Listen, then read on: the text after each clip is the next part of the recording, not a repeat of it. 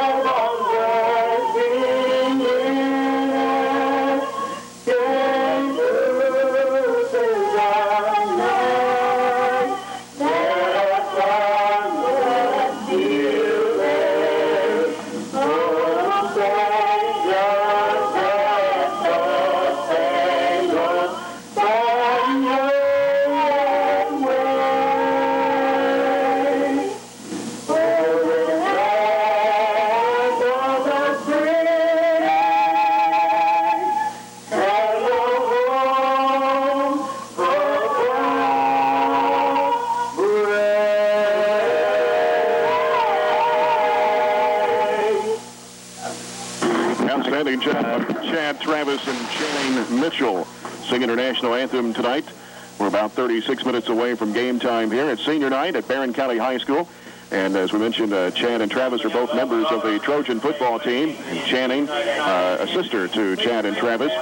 She's a sophomore here at Barron County High School. It is senior night in the last regular season game for the Barron County Trojans as they host the Owensboro Apollo Eagles tonight to close out the regular season. Last Friday night, the Barron County Trojans traveled to Bowling Green to take on the Greenwood Gators in hopes of continuing their playoff hopes. The Trojans jumped out to a 14-0 lead with a little over a minute left to play in the half. Greenwood responded with their first touchdown of the game at a 4-play, 95-yard drive to make it 14-7 at the half. The Gators gained momentum after that and ended up winning the ball game 28-20. The loss dropped Barron County to 3-6 on the season, 1-4 in district play, which all but eliminates them from postseason play. With Apollo coming to Trojan Field tonight for senior night and the season finale. Of course, the best thing the Trojans can do is hope to finish the season on a winning note and a positive note to finish 4-6 on the year. This will be the first time in 5 years the Trojans have not made it to the playoffs and going into a different district next year, which we'll talk about more during the pregame report. We're also going to have the senior night festivities coming up here momentarily. And Scott Gillen will be doing that for us as you're listening to Trojan football on the Barron County Sports Radio Network on Thunder 106.7 WHHT, Glasgow Cave City Horse Cave. And also, we'll be joined tonight in our broadcast with ESPN Radio, 1440 WCDS Glasgow, at about 10 after 7 this evening. Kickoff is set for 7:30. Apollo come into this game tonight after a win last week at Ohio County by a score of 52-26. They are 4-5 overall, 3-2 in district play. They're coached by Dan Gooch, and they won last week over Ohio County by a score of 52-26, as we said earlier. They did lose to Davis County 20-13 and Grayson County 13-12. That's their two losses in the district. And their district wins came over Greenwood 35-0, Owensboro 28-21, and of course Ohio County last week 52-26. Their non-district wins over Hancock County 61-27 and losses to Newburgh Castle, Indiana 40-33, Owensboro Catholic 31-21, and Henderson County 49-0. The way the district race stacks up right now, Davis County at 5-5, 5-1 in district play. They'll have the number 1 spot. But the number 2 spot still open right now. Apollo would have to come out of here with a win tonight to get the number 2 seed. Owensboro at 3-2 also in the district. They're at Ohio County this evening.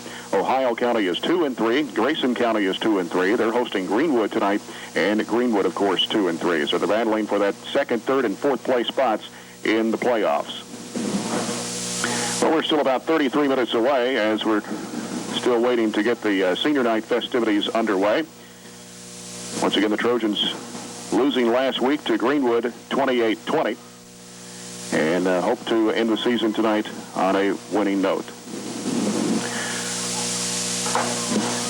We'll take a 1-minute break and come back, continue our pregame coverage and our senior night activities. You're listening to Trojan Football on the Barron County Sports Radio Network. Welcome back to Trojan Field Senior Night, the last regular game of the season for the Barron County Trojans, hosting the Owensboro Apollo Eagles tonight as we're waiting to get the senior night festivities underway. Lots of other games going on around the area tonight. We'll try to keep you posted on, with Glasgow hosting Monroe County, a big district game in Class 2A. Also tonight in Class Single A, Metcalfe County is at Harrodsburg. Some games in Bowling Green tonight. Bowling Green hosting Warren East, Warren Central hosting Franklin Simpson, and Greenwood is at Grayson County. That's a huge district game right there in Class 4A. Greene County hosting Campbellsville tonight. Also, Caverna's at Fort Knox. Hart County hosting Owensboro Catholic. Edmondson County hosting Butler County this evening. Logan County is at John Hardin. Russellville at Hancock County. And Adair County is hosting Taylor County. College football on the radio tomorrow. The Western Kentucky University Hilltoppers host Illinois State. That'll be a 4:30 kickoff. All the action on our sister station, 103.7 The Point, and also on ESPN Radio, 1440 WCDS. Tennessee Titans play the Colts in Indianapolis on Sunday. Pre-games at 11 o'clock. Kickoffs at 12 noon on 103.7 The Point. So make sure you tune in for that ball game. The Titans trying to pick up another win. We'll remind you that you're listening to Barron County High School football on the Barron County Sports Radio Network, Thunder 106.7 WHHT, Glasgow Cave City Horse Cave, and on ESPN Radio 1440 WCDS. Back at Trojan Field, we're still trying to get everybody gathered together for the senior night activities to take place. We're about 28 and a half minutes away from kickoff here at Barron County High School. It is senior night 2002, last game of the season for the Barron County Trojans. As we're waiting to get the senior night festivities to take place here, as fans keep coming into Trojan Stadium. Going to be a cool night for football, the coolest night we've had for high school football on a Friday night. We've had a lot of rain during the season, had some warm evenings, Jackie Browning, and tonight it's going to be a little frosty out there. Well, it feels like football weather. Oh, yeah. Nice, warm, and toasty here in the press box. But it's not raining. It's not raining, that's for sure. It's not raining. Been one of those years when teams kind of been up and down. The weather's kind of gone along with it. That's right. That's right. Of course, hope the Trojans can come out of here with a win tonight and kind of end the season on a positive note, since we're not going to be making it to the playoffs for the first time in 5 years. Well, I know Coach Lindsay and his staff, as well as all the players, are disappointed about that, but it's really been an unusual year. If you follow Trojan football this year, we've had some injuries that have hurt us, and it's been one of those years where you seem like you just kind of right on the edge, but we've just come up a little short. And like you said, it's been an up and down roller coaster type season. Had some wins that we thought we probably wouldn't win, and then some games that we should have won and didn't. Yeah, Allen County came in the opening game of the season, and I thought we handled them pretty easily. Really, it was a close game, but we won the game convincingly. We didn't really dominate the game, but we did what had to be done to come out on top. And then the Davies County win was a big win for us, where we went to their home field, came out 12-6, giving Davies County their first district loss, and they went on to finish, I think, 5-1 in the district. So their only district loss came in our hands, and it was at their place. But when you look back, and injuries play such a big role in high school football, and in those two big wins that we had Brad Davidson in both of those games, in the Allen County game and the Davies County game. That was really the first game back coming off that broken leg, and he played extremely well that game. You're not making excuses. That's just the way the chips fall sometimes. Yeah. Of course, we've had some other injuries off and on during the season. Kenny Morrison was out a few games. Opie Patrick out a few games. And, it kind of takes away the consistency of how well you actually play when you have to shuffle your lineup around. And, those injuries really hurt us in a place that it really hurts the most, really. A lot of teams that we play in this district have a strong running game, and they really put a lot of pressure on you on the corners on the outside. We had Brad Davidson that we... the game against Davies County, he played defensive end spot, kind of shut that corner down, and Opie Patrick, who's out, who's played defensive end for us and done a good job there when he's been healthy. So those things really hurt. It's not just the injuries, it's sometimes where the injuries occur. Mm-hmm. And if you're already a little thin in that spot to begin with, it really just compounds the problem. Absolutely. 25 minutes away from kickoff as we're still trying to get everybody gathered together down at the end of the field to get the senior night festivities underway. Scott Gillen's ready to go whenever they give him the okay. You've been ready to go for quite a while. Yeah, Scott's over here been warming up for about 30 minutes. Yeah. Of course, we've got several seniors on this year's Trojan team that'll be playing their last football game, including Kellen Smith. He's had an outstanding career at Barron County High School. Notice he was number 8 in the state this week in receiving. He scored 10 touchdowns, 50 receptions, and 853 yards, and he's about to become the all-time leader in receiving yards in Barron County history. Is that right, Jackie? Well, if he's not already, I don't really have the stats for Barron County, but I do know how he ranks in the state. And last year, I think Kellen finished number 2 in the state in receiving, and right. He was in the, as I recall, the year before that, he was in the top 10 in the state. And this year has a chance to move up. He's just had an outstanding career. Not counting this game tonight, this will be the 31st game that he's played in here at Barron County High School as a starter. And over that period of time going into tonight, he's got 148 receptions for 2,879 yards, and that's just a spectacular career, going along with 25 touchdowns. And he's going to finish his career in an elite group. He's going to rank way up the ladder in the state in career receptions and yardage. There's having a lot of seniors that have played quite well this year. Luke Leonard has really improved as the season went on. Nick Miller and T.V. Gooden, Travis Mitchell, Grant Pickrell, Chad Mitchell, Cullen Cox, Daniel Reed, who really didn't come back and play football until about halfway during the season, and Trent Jones, of course, our kicker. Yeah, Trent's done the kicking chores for us for the last 3 years, I believe, and Daniel Reed has been a 3-year starter for us. Brad Davidson has been a 4-year starter, I believe. I think he started as a freshman as a cornerback, and just had an outstanding career. And up until this year, Brad has stayed pretty healthy. He's had a lot of nagging injuries his freshman, sophomore, and junior year, but this year is the first time he's really been out. Of course, he suffered that broken leg in the Allen County game, then came back in the Davies County game and broke the same leg again at a different spot, and it's just been a tough year for Brad. Luke Leonard, as he's talking about, really came on this year and has been kind of that second go-to guy, taking a little pressure off Kellen. He's had a nice year. All right, now the senior night festivities with Scott Gillen. Barron County football senior night activity. The Barron County Pep Club would like to recognize our senior cheerleaders, football players, soccer players, golf members, volleyball, cross-country runners, band members, and the entire 2002-2003 senior class. This year's Pep Club officers include Co-Presidents Alex Muckler and Brandy Button, President-elect Patricia Barlow, Vice President Katie Wiley, Secretary Casey Hills, Treasurer Tiffany Davidson, Reporter Jessica Spillman. Sponsor of the Pep Club is Teresa Bewley. Co-Presidents Alex Muckler and Brandy Button of the Pep Club will be presenting towels and footballs to these seniors and flowers to their parents. Thanks to the Pep Club, Houchins, Floral Department, Red Man's Printed Apparel, South Central Bank, S&J Vending, Glasgow Spray Dry, Lowe's, Shoney's Computer Data Professionals, Barron County Ready Mix, Bluegrass Concrete, Nabisco Incorporated, BR Auto Truck and Farm Tire Services, Dr. Mark Myers, Campbell Myers and Rutledge CPAs, Cinema To Go, and Charles Crabtree Construction. And now introducing our senior band members. Aaron Bush, son of James and Diana Bush. He is also a member of the boys cross-country team. Chris Cummings, son of John Cummings and Regina Cummings.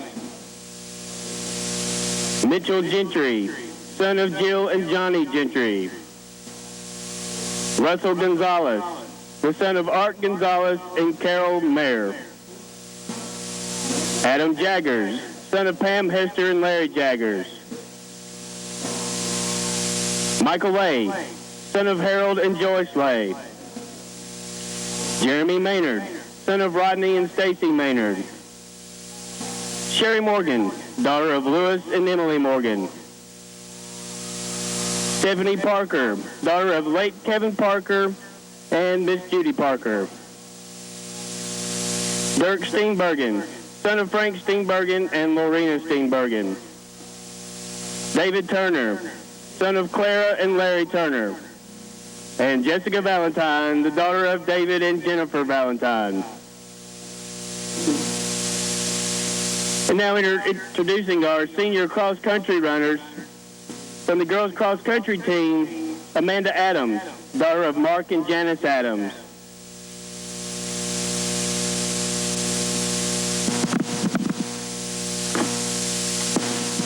Our member of the boys cross-country team, Paul Bertram, the son of Joe and Marla Bertram.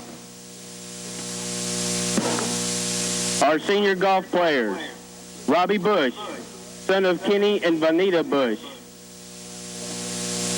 And Todd Childress, son of Jerry and Faye Childress. Our senior soccer players, first introducing our girls seniors, Savannah Brown, the daughter of Paul and Betty Brown. Casey Dawn Craddock, daughter of Jesse Craddock and Rebecca Emmett.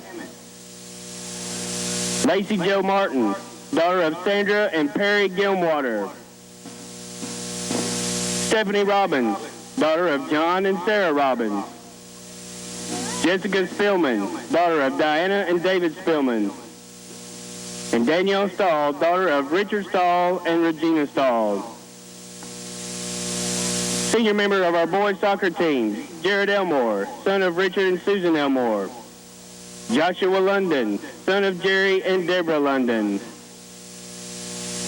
Our senior volleyball players, Ashley Gibson, daughter of Joe and Becky Gibson.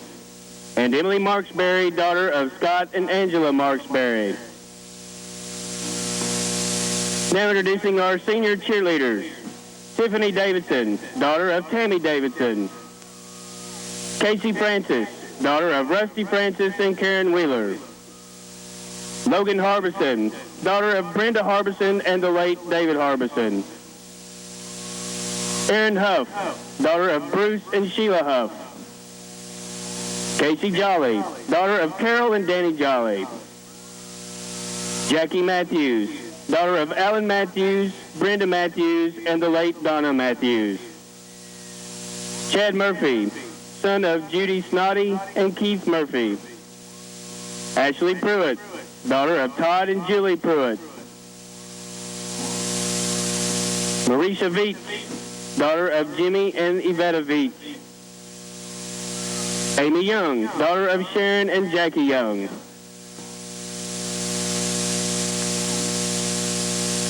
And now introducing our senior football players.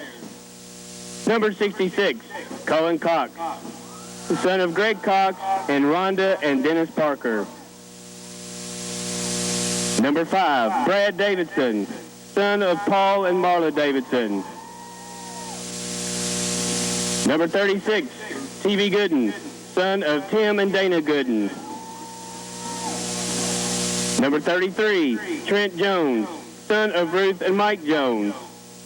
Trent is also a senior soccer member. Number 18, Luke Leonard, son of Jerry and Cheryl Cheatham. Number 32, Nick Miller, son of Karen Miller. Number 50 and number 25, Chad and Travis Mitchell, sons of JT and Kathy Mitchell. Number 64, Kenny Morrison, son of Gary and Enid Morrison. Number 56, Grant Pickerel, son of Mike and Loretta Pickerel. Number 13, Daniel Reed, son of Doug and Shannon Reed. And number 31, Kellen Smith, the son of Jackie and Doug Smith. At this time, we would like to present Kellen Smith with a football commemorating his third straight year of over 1,000 yards receiving. This puts him as the all-time leading receiver in Barron County High School football history.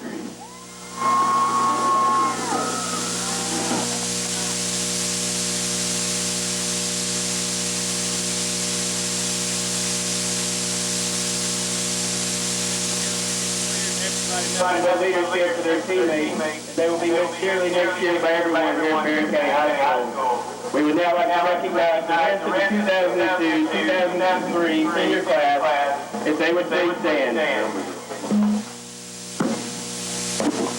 Let's give all these a big round of applause. Most of all, the ball players like to give a special thanks to all parents who have taken time and patience to help these students excel in life at Barron County High School. Let's give these parents a round of applause.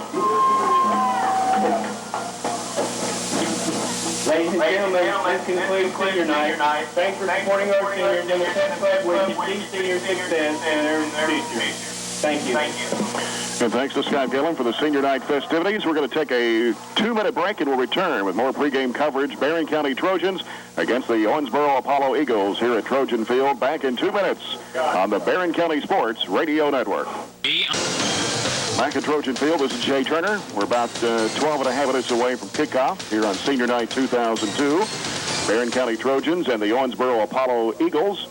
As we said, Apollo coming into tonight's game after a 52-26 win last week against Ohio County, while the Trojans lost on the road at Greenwood 28-20. We're going to come back and take a look at the lineups for Apollo and Barron County after we pause for this 2-minute timeout. You're listening to Barron County Trojan football on the Barron County Sports Radio Network. Back at Trojan Field, senior night 2002, Jay Turner along with Jackie Browning. We're still waiting for John Butler to make his way up here. I don't know if he's going to come up here or not. Yeah, John wanted me to relay you a message. He said he'd be up here about 7:35 or so. Oh, about the time of kickoff. Yeah, he's down there with his hands around the coffee pot. He may be over there at the fire where they're cooking those hamburgers. I don't know. Well, I didn't even see the fire. Yeah, they had a big fire going on a while ago.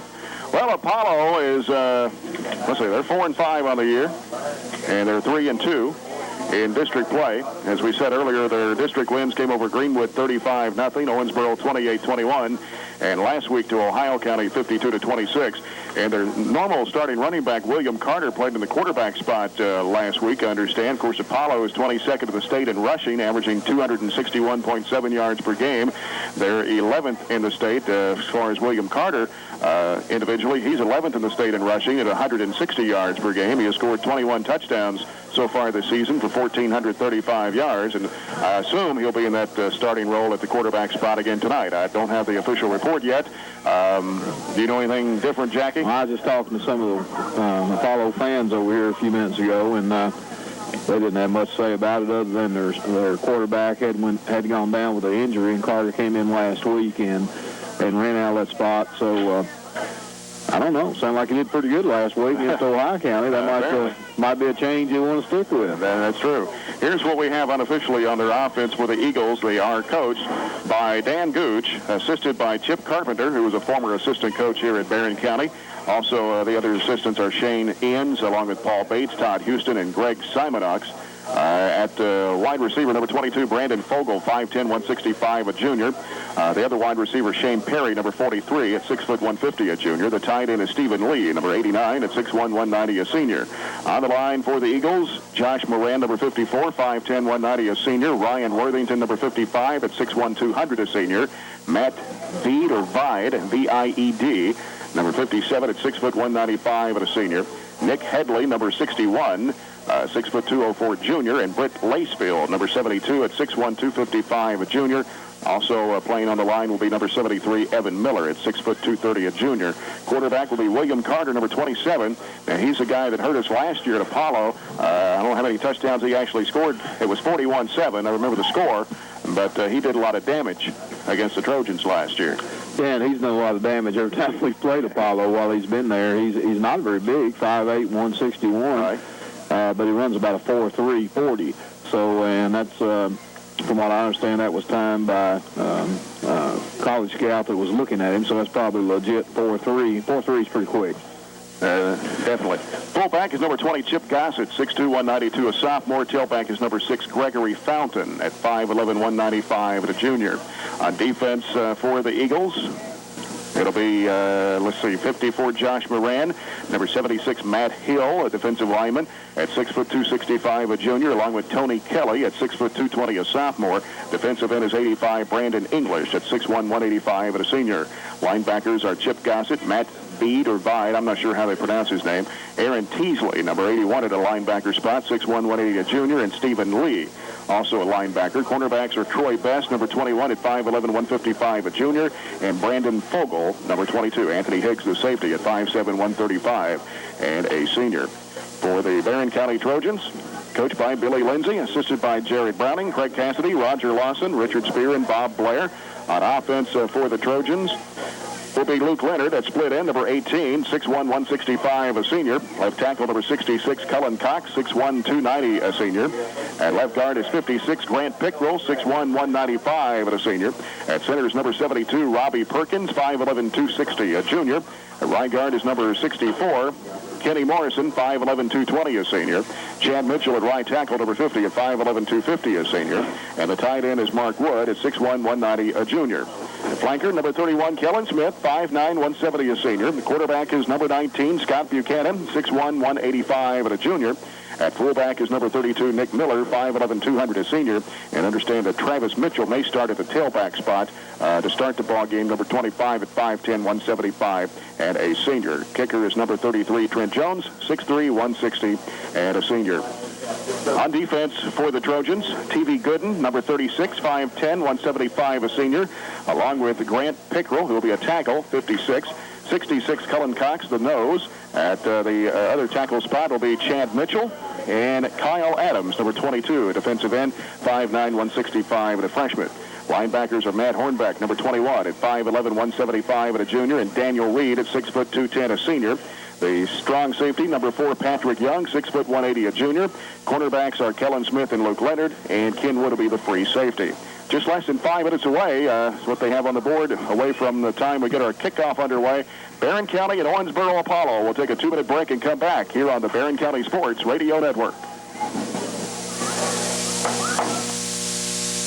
Hello, my name is Casey Chambers, and I am a junior at Barron County High School. Barron County Business Supply wants me to tell you how much they enjoy supporting Trojan sports. Even though they serve all of South Central Kentucky, Barron County Business Supply is locally owned and operated with friendly local service like free delivery next day. They'd also like for me to pass along their appreciation for business and support from all the local schools and businesses. That's Barron County Business Supply, supporting our future by supporting the Trojans, located on 201 Lincoln Road, Glasgow, 659-2061. How would you like to get a $500 reward from your cooperative? That's right. Farmers RECC is offering a reward up to $500 if you button up. The Button Up program rewards consumers who install insulation to make their homes more energy efficient.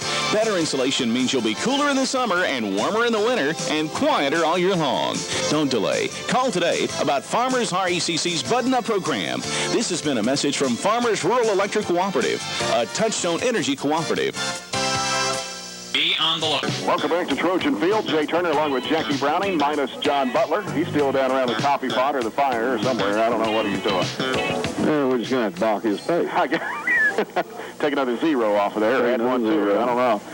But anyway, we're about 2 minutes away from kickoff. All the seniors are the captains tonight. They're meeting at midfield. And the Trojans will be in burgundy uniforms top to bottom with gold numbers. And the Owensboro Apollo Eagles with white jerseys, blue pants, blue helmets, and blue numbers. I got a feeling those white jerseys are going to be a little nasty. They might be. The field looks pretty slick. The field was in excellent shape to begin the year, and then we had all that rain that came in this fall. And it seemed like I heard that September and October of this year was the wettest September and October in 107 years or something like that. And I can believe that because it seemed like it's rained every Friday night this year. We've had, 4 or 5 Friday nights of rain? That's right. Half the season right there. Had a big helmet drawn on the field tonight. Who drew that? I don't know. I didn't. Billy draw that? Billy Lindsay, I guess. I don't know. Well, we're about a minute and a half away. Who won the toss? I wasn't paying any attention. I think Apollo won the toss. Apollo won the toss, and they will receive to start the ball game. Cool night for football, but a good night for football. It got a lot of fans that made it out for senior night.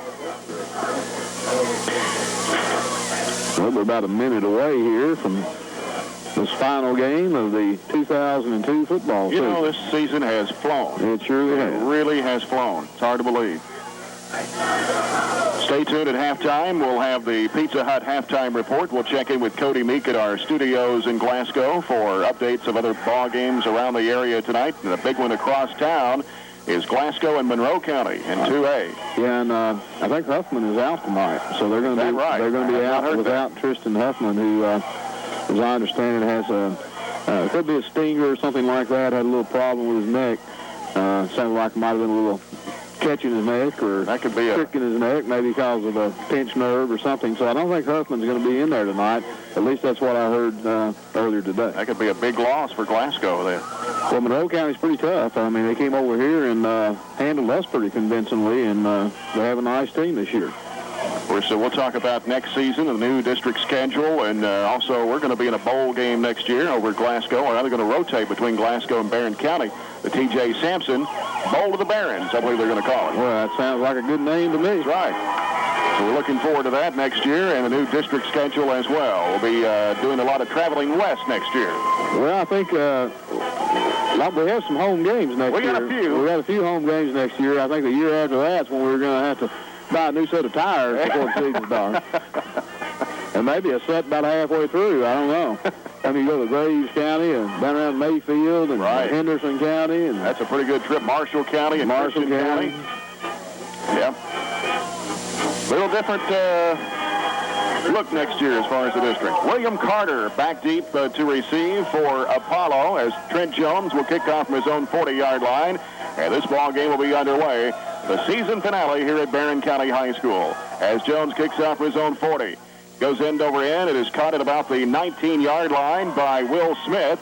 And Smith slips and falls down at about the 31. Yeah, Smith had some running room that time, but I think we see the field condition kind of come into play there as he just lost his footing as he tried to make a cut. Goes down right at the 30 is where they spot the ball. And Apollo will start this game 1st and 10 from their own 30. Just underway first quarter here from Barron County High, Trojan Field. Apollo moving left to right. They've got wideouts left and right. Quarterback is William Carter, number 27. With Chip Gossett, the fullback, and now we got a flag. Yeah, we're going to have one of the linemen raise it up for Apollo, so it'll be illegal procedure against Apollo. 5-yard penalty, and that'll bring up 1st and 15. They'll back the Apollo Eagles up to the 25-yard line. I like that play. Let's run it again. Yeah, keep going backwards. But John Butler's made his way up here. I'm out of breath. Been working that concession tonight. Oh, I thought you... Selling the hamburgers and chicken and all that. I thought you were sitting down with a fire there. No, I've been sort of working. Worked up a sweat. Carter, on the snap. He gives to the tailback. Nothing. Pile up at the 25. Nothing there as the defense holds Apollo. That'll bring up 2nd down and 15 for the Eagles.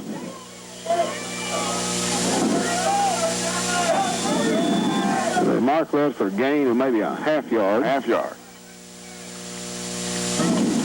Because Carter's their guy, already averaging about 160 yards a game.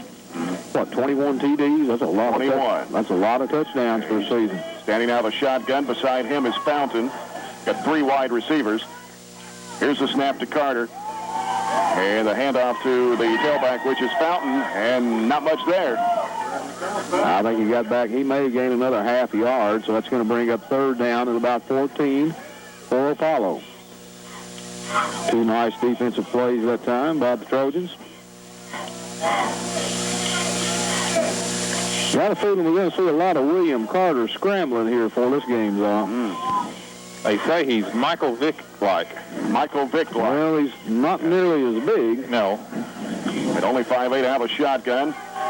He is... That was Michael Vick-like. Yeah. He's looking downfield. He gets to the 30, scrambles to the 35, now to the 40, runs it out of bounds, and gets the 1st down at about the 44-yard line. Yeah, that's kind of what I expected. He just lines up in the shotgun. He was looking to pass, nothing there. Good defensive coverage that time, but turned it up the field.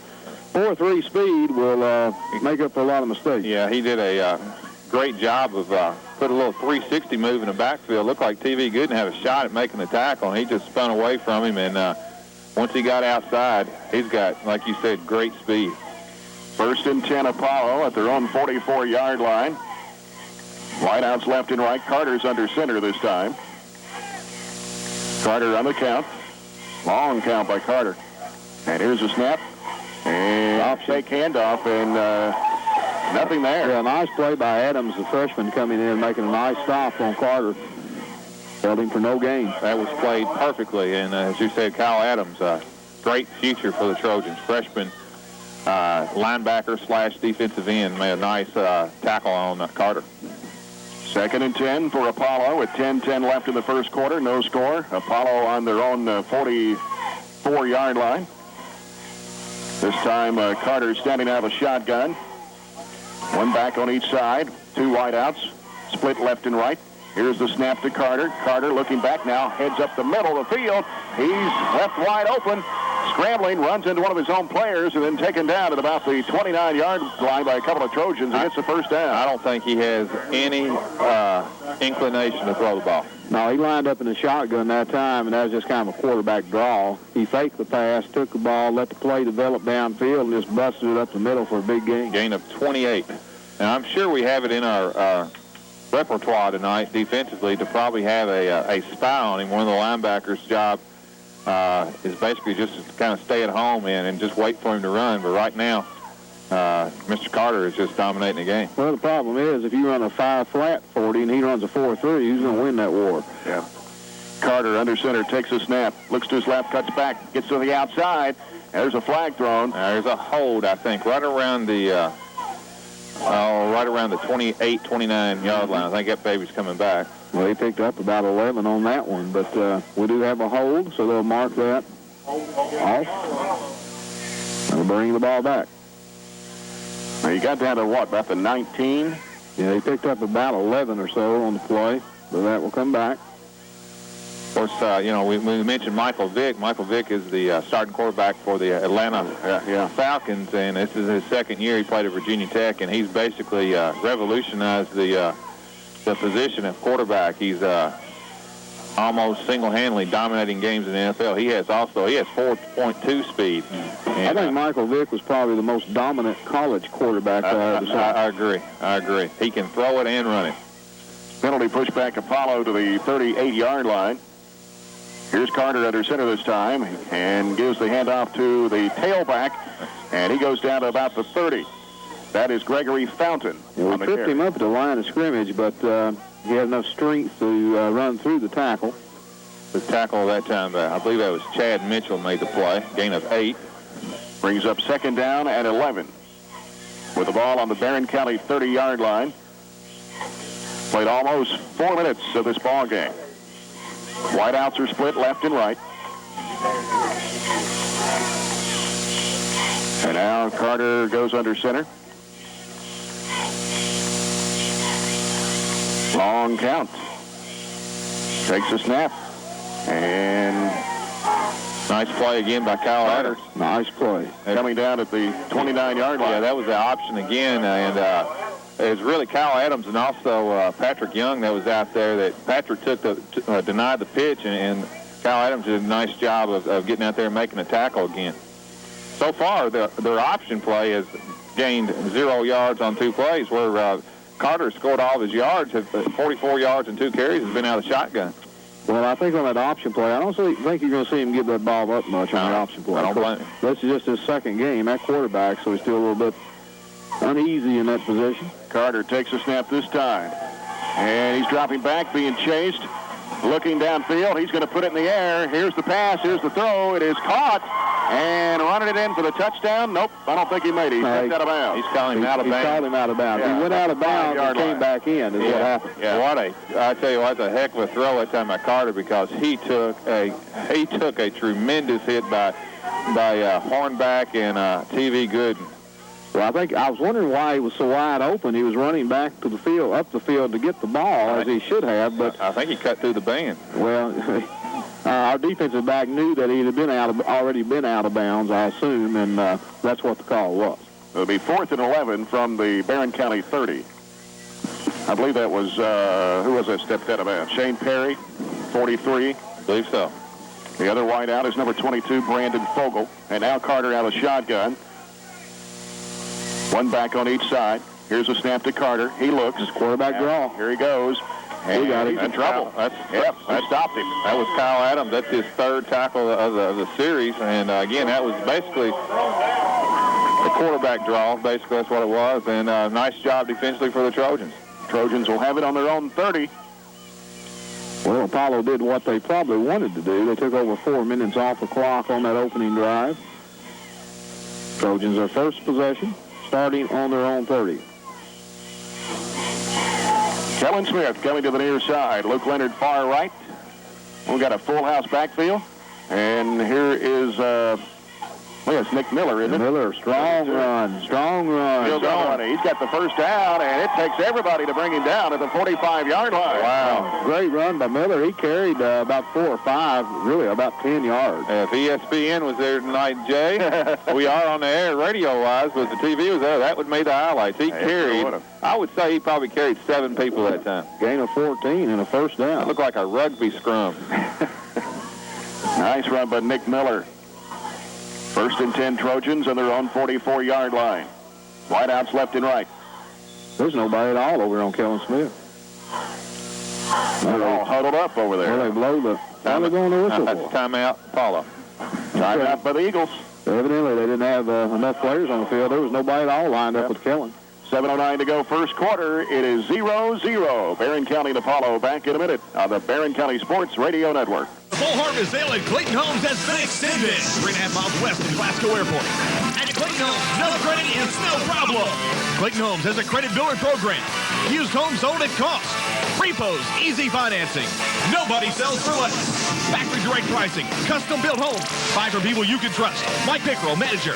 Casey Mosby, Natalie Hall, Brian Pickrell, and Mark Hunt. Clayton Homes, 3.5 miles west of the Glasgow Airport. Phone 270-678-2416.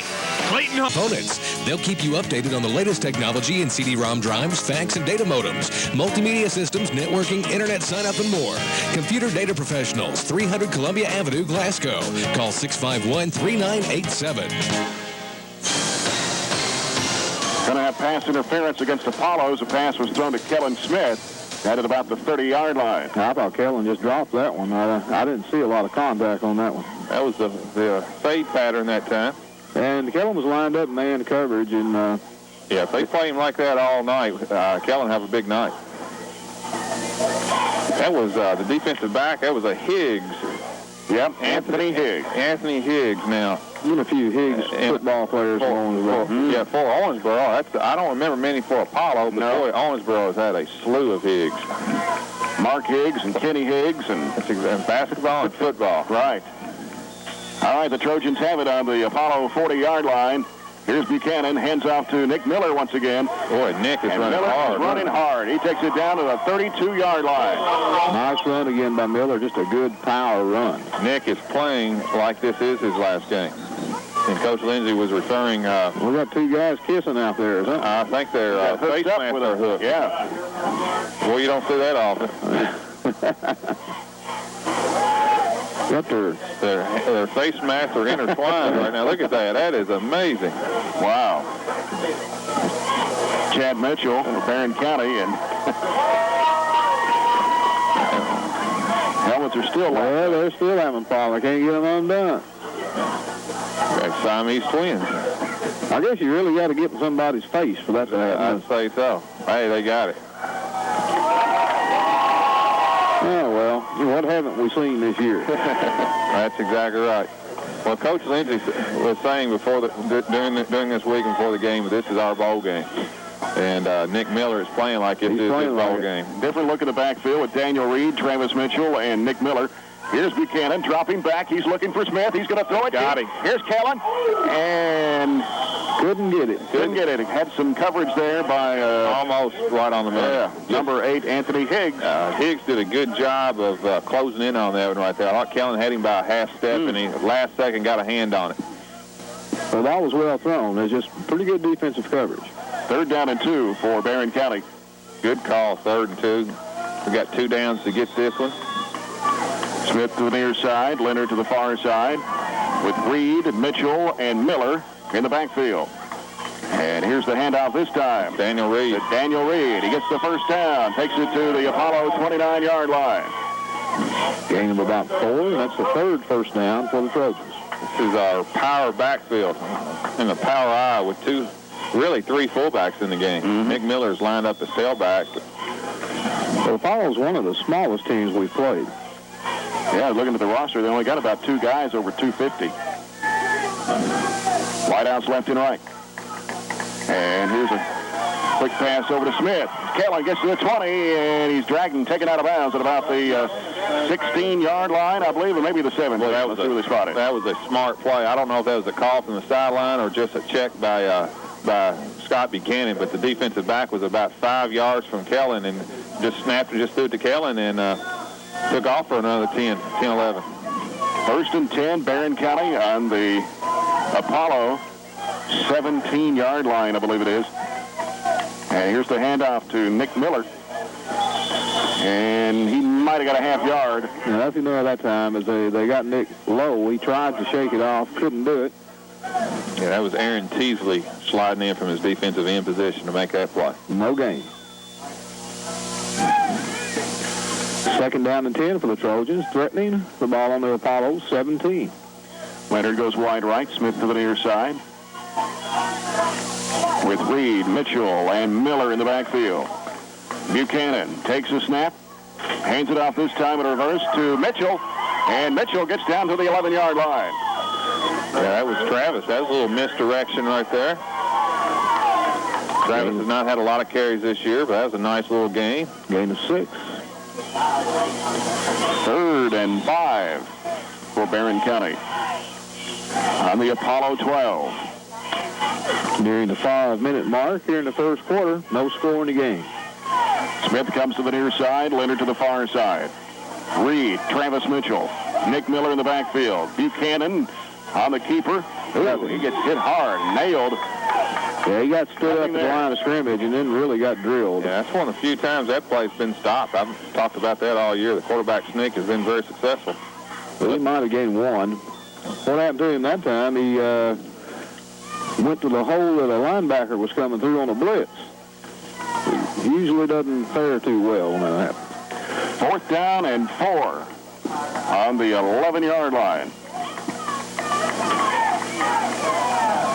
Buchanan takes a snap, drops back. He's rolling right. He throws. It is going to be caught by Travis Mitchell. He's got the first down. First down inside the 5-yard line. Nice play. Nice throw. I tell you what, that was a tough little throw. He had to get it over the line and in between the line and the linebackers and made a nice throw. And also, that's a good catch by Travis Mitchell, too. On a cold night, I think that's probably Travis's first catch of the year. It's the first one I remember. So it'll be 1st and goal for the Trojans from the 5 for 20 and counting here in this first quarter. No score. Luke Leonard goes wide right. Smith to the near side with the fade to Kellen is wide open. Yep. Here's the quick pitch. Nick Miller. And he's going to be thrown for a loss back at the 11. That's not Nick's game that much. Try to toss sweep Nick, and Nick is more your speed, Jackie, more north and south. What's that supposed to mean? You don't disagree, though, do you? All right. Well, that's not Nick's strength there on the toss sweep. 2nd and goal from the 11-yard line as Leonard goes wide right. Smith to the near side again. Now the slant to Luke. Let's see what happens. Here's Buchanan. Screen. Here's a high looping pass. It's going to be way overthrown, intended for Leonard. Yeah, I thought he had the way the defender was on him. I thought the slant was open. We threw the fade. Yeah, the fade, and almost was lined up too wide for the fade right there. Ran out of real estate. And stops the clock at 3:34. No score. It will be 3rd and goal for the Trojans from the 11. I still think if they keep defending our receivers the way they're defending, we're going to get some plays. All right, Buchanan under center. Takes the snap. He rolls out to his right. In trouble. And he's going to be hit thrown back at the 24-yard line. Yeah, they got to him that time. He really didn't have a chance. And what do you do here? Loss of 10. Well, you go for it. I believe I see Trent Jones coming in. I believe he is. It will be a long one if Trent tries this one. The ball spotted on the 21, so it will be a 38-yard field goal. That will be a career high. And we better hurry up. We're not going to get anything off here. Kellen Smith is the holder, so we had it 1st and goal from the 5. 38-yard field goal is in by Trent Jones. Kellen Smith holding. Here's the snap. It's high, and then comes to Smith. He's looking. Here's the pass. It's going to be there to Nick Miller, but he's going to be knocked down at the 19. And so Apollo will take over on downs from their own 19-yard line. Yeah, I don't think that was intended. It was just the snap was too high, so I threw the timing off. Kellen tried to make a play out of that. No, we were going to try the field goal there. Just the snap was high, couldn't get it down. So the Trojans, after having it 1st and goal from the 5, are shut down by Apollo, and they take over on down, starting from their own 20. It's a good drive, good positive drive. 2 wideouts to the far side. Carter under center for Apollo. And here's the handoff to the tailback. That is Fountain, Gregory Fountain. Nice tackle over there by, looks like Daniel Reed. I believe that Daniel, since he rejoined the team after about the 5th game, has really played well. Fountain gets about 1.5 yards. It'll be 2nd down and long 8 for Apollo. At 2:17 left in the quarter, still no score. 2 wideouts to the far side. Carter on the snap, the pitch to Fountain. Fountain gets to the 25, now to the 30, the 35, and now knocked down at the 40 by Kellen Smith. Apollo gets the 1st down. They'll have it on their own 40. Well, we've been defending that fairly well. That time we kind of broke down, and they ripped off a pretty good gain there. Gain of 21. Yeah. They have some weapons now in the backfield. Tailback is Fountain, has good speed. And of course, William Carter, the quarterback, with 4.3, 4.4 speed. You can score quite quickly if you can run that fast. Vogel and Lee, the wideouts to the far side. Out of the shotgun, Carter. All right, move. Yep. And no whistle blows. And this handoff is faked, and it's taken by William Carter. He's running it down the middle of the field. He gets in front of everybody. He's gone. Wow. Yeah, he split the seam that time and just burned it in. Burned on that speed. Wow. Did he hit the hole? Unfortunately, he hit the hole where we were pointing that they jumped. But that didn't have anything to do actually with the blocking. Well, what we were pointing to was the back. The back can raise up and go back down, which he did. And 59 yards. That did not take very long. When you run 4.3, it doesn't take long to run 59 yards. Lightning quick. And it's hard to look that fast in football uniform, too, in football pads, when it's about 38 degrees. Here's a snap to Wetstein, and the kick is going to be up, and it is going to be good. I think it was number 14. Is that right? There's a 14 out there. Yeah, I don't have a 14 on the roster. He looks like a kicker. But anyway, it is 7-0 Apollo with 1:24 left to go here in the opening quarter. Back in a minute on the Barron County Sports Radio Network. Cave City, Horse Cave in Glasgow. Square Deal is proud to be a Kentucky Centennial business serving customers since 1891. Square Deal Lumber Company in Park City, Cave City, Horse Cave in Glasgow. We'll see you there soon. Travis Mitchell on the kickoff return for Barron County to about the 37-yard line. About that, I think. 7-0 Apollo with 1:15 left in the opening quarter on William Carter's 59-yard run. Well, the Trojans put together a good drive on their first possession and last possession of this quarter. See if we can do it again. Wideouts are split. Buchanan gives to Reed. Well, the whistle. I don't know what they're doing. They must be frozen. I don't know. I mean, Daniel was down on the ground, seemed like forever. and gets about a yard, or maybe 2. That was kind of a rugby play there.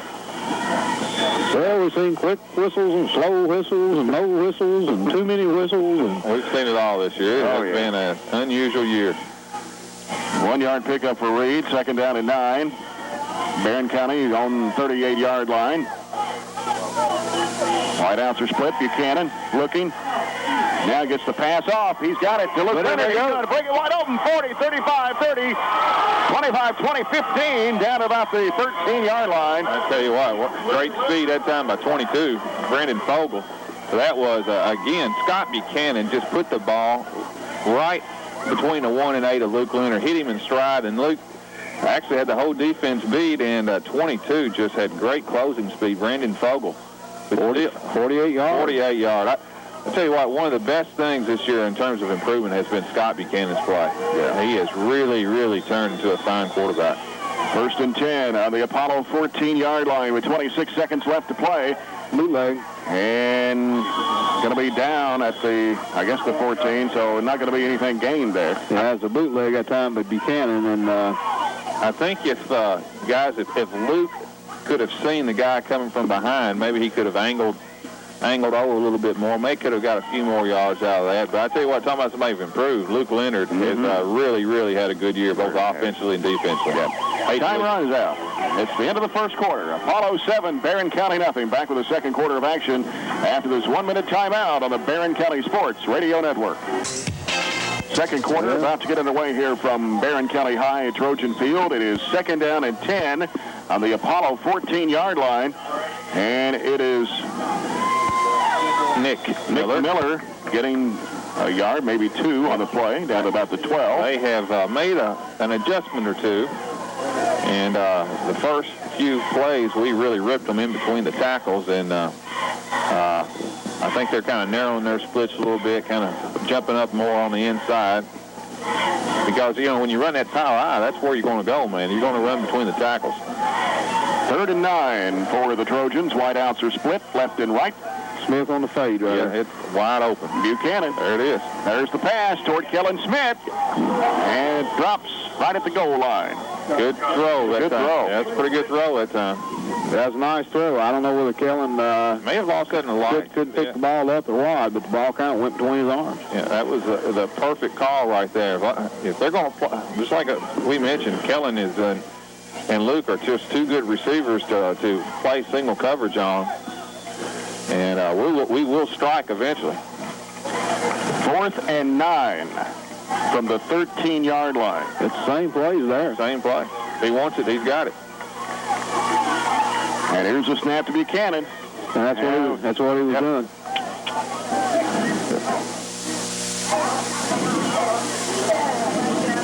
I think it's going to be on the Trojans. You wouldn't have stopped the play if it wasn't. Illegal procedure against the Trojans. It'll be 5 yards. That just gives us more room to throw. Well, that's not altogether bad. No, that's true. It gives you more room on the slant, and it clearly gives you more room on the fade right here. Be 4th and 14 on the Apollo 18-yard line. This may be just one of those where you just wait till you get to the line of scrimmage and read what's going on. I think it's where we are. Yep. Buchanan takes a snap, drops back. He looks for Smith. He puts it in the air. It's going deep. It is going to be caught. And then dropped in. There's a flag. There's the flag. Well, you know, pass interference. I don't know, probably, but Kellen still had that ball. What they did, they dropped 2. It originally looked like he's going to have single coverage, but they rotated that linebacker back at the last second, so it ended up being a double coverage. And it is pass interference against Apollo, and I think that's automatic first down. I know it is in college and pro, but like I said, I'm not an expert in high school rules. They're so much different. It's automatic in the other 2 leagues, and it is in high school. All right, good. You just never know in high school. It's about an 8-yard penalty. It's a half the distance call. So it puts it down to what? The 9. 1st and goal from the 9. Now we're coming in and talking about it. Maybe the spot could be wrong.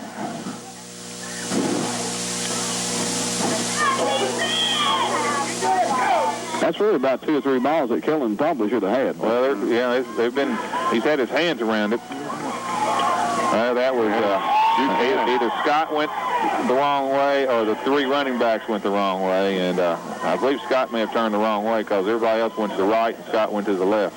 It was a loss of about 5, and they're doing a lot of blitzing up there now, and we're not picking it up. No, it's critical that we score this time. The last possession we had, we got it to the 5, first and goal from the 5. This time we got it first and goal from the 9 and just lost 2.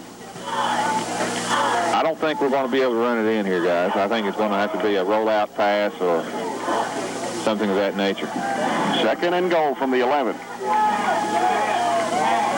Buchanan takes a snap, drops back. He looks.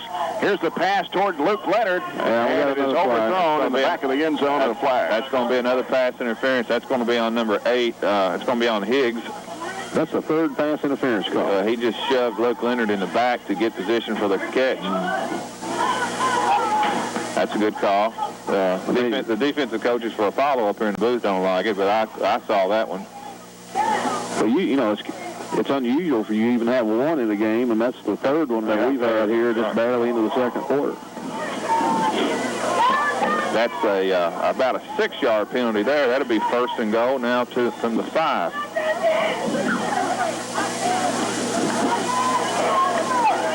Luke Leonard goes wide left and to the near side of Smith on the left side of the field. Here's Buchanan. And he hands it off this time. That's to Daniel Reed, and Reed gets inside the 5 down to about the 4. We're going to try to go to our power game here. Gain of 2 that time by Daniel. That's going to bring up second and goal from the 4. Coming up on 10 minutes to play in the half. Apollo 7, Barron County nothing, but they're threatening. As Leonard to the far side, Smith to the near side. Buchanan under center. Takes the snap, hands it off this time to Reed. Reed is in for the touchdown. Hey, great job of blocking over on the right side. Robbie Perkins, I believe, was over there, and Pickrell, Grant's a senior. And actually Daniel went in without being tackled, so a big comeback for the Trojans, 7-6. Now we need this extra point by Trent. We've been really sharp tonight.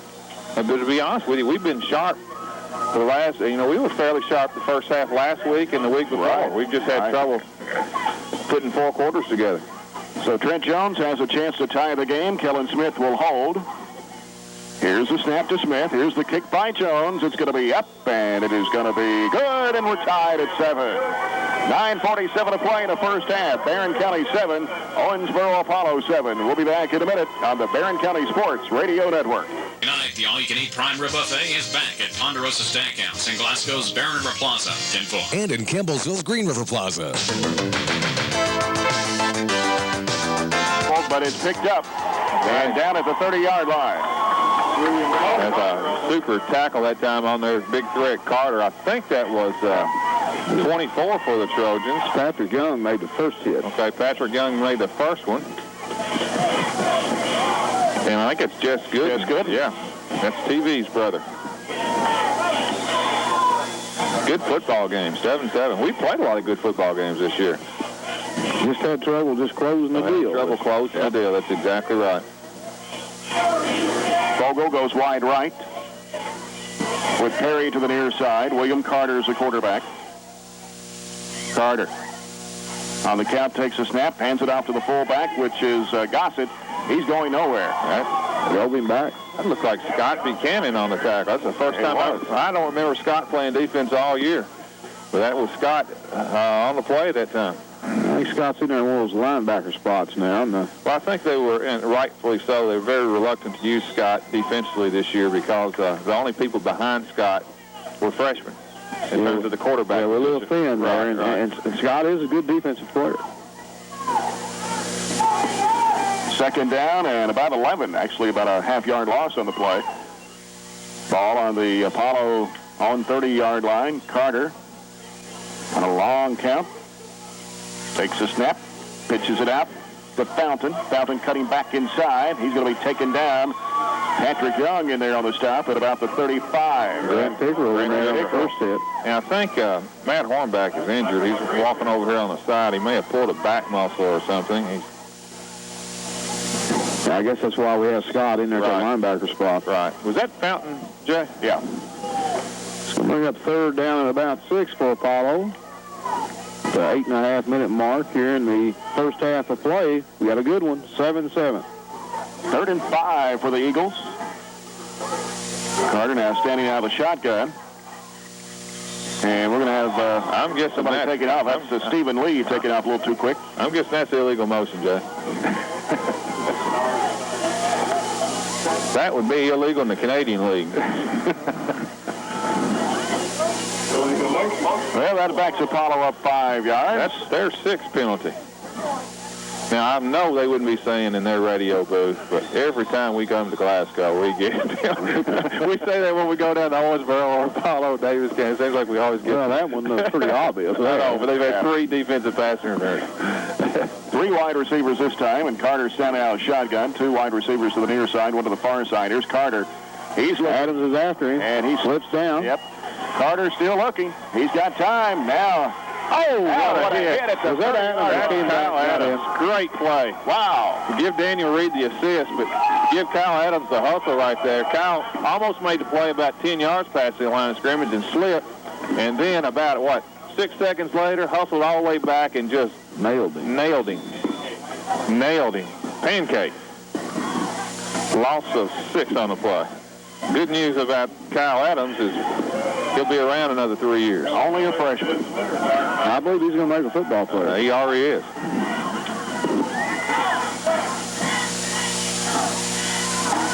So Apollo forced to punt. Here's the snap to the punter.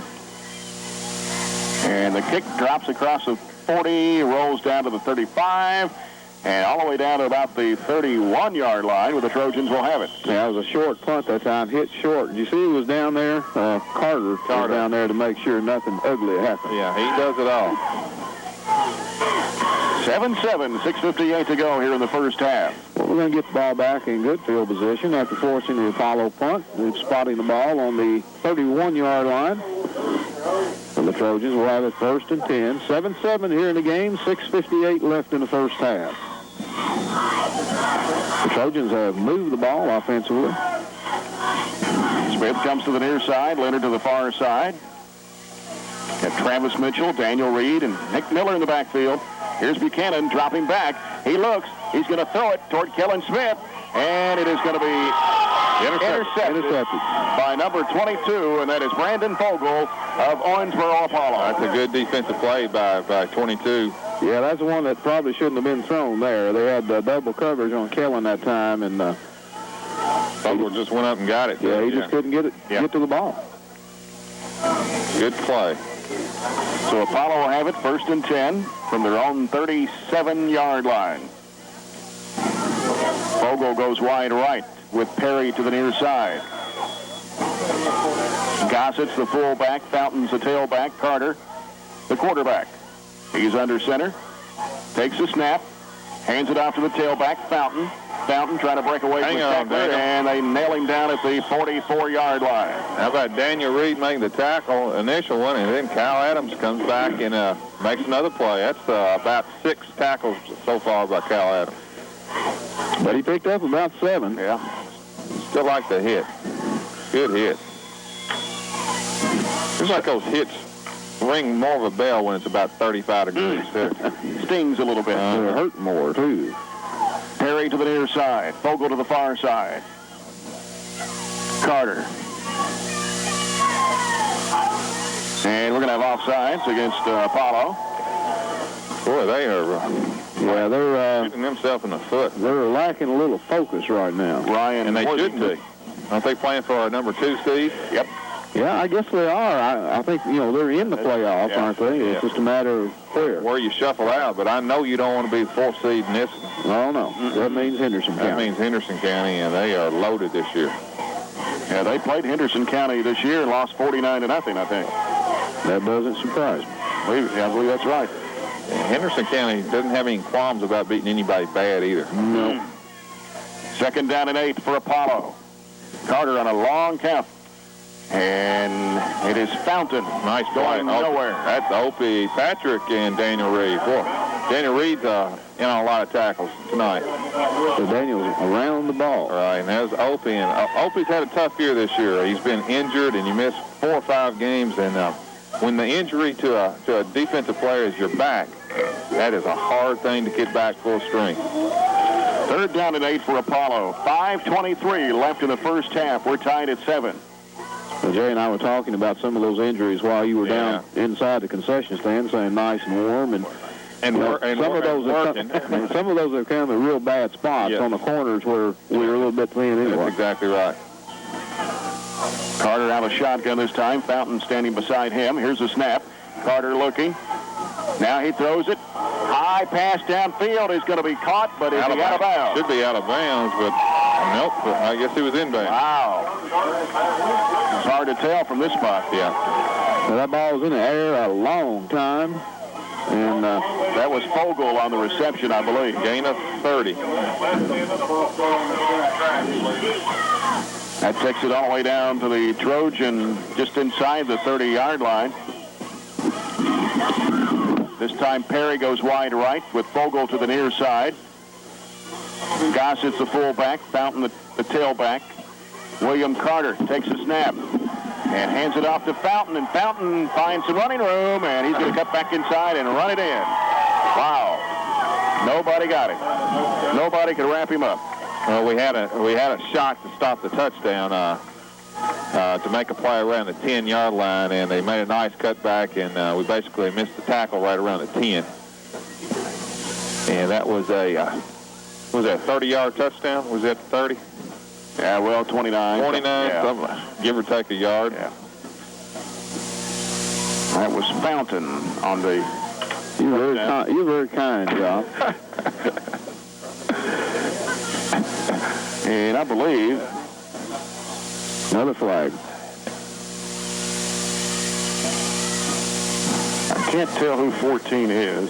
Is that Gray on the back of his jersey? You can't read that. You can't read the back of his jersey. Where's my binoculars at? Well, he's not a defensive tackle. No. Illegal procedure against Apollo. They're a nice penalty. Maybe, is it Gray or Taylor? It's Gray. Gray, number 14. What are we going to call him? First name, though? Call him X. X Gray. And he's not listed on the roster unless he's under a different number. We'll check the roster here in a second. And we're going to have... that's going to be on the Trojans, though. Yeah, I think we got into the neutral zone.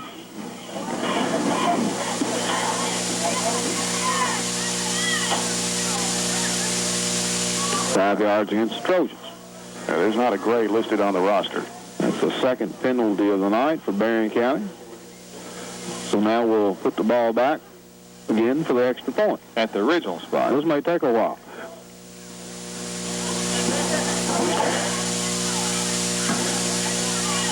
Now we have another one. I believe offsides against Apollo this time. Unbelievable. Oh, this is... that's on 76, Matt Hill.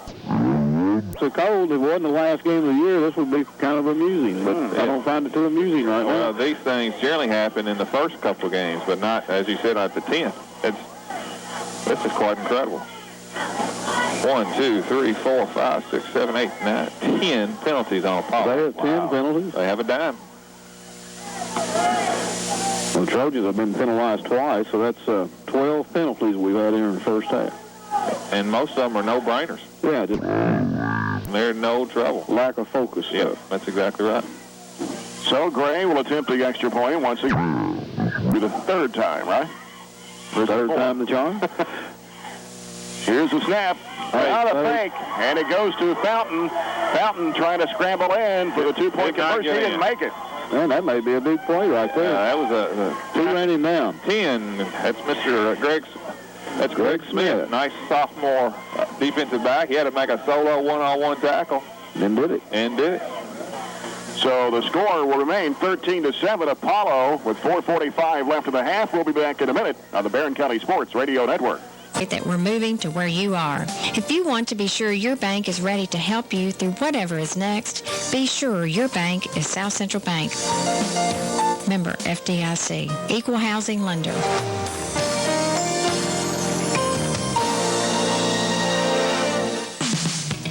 Well, the kickoff return was fumble, but was it Kellen Smith or Luke Leonard? Leonard tried to pick it up first. 27-yard line. Dropped it on the ground, and Kellen picked it up behind him.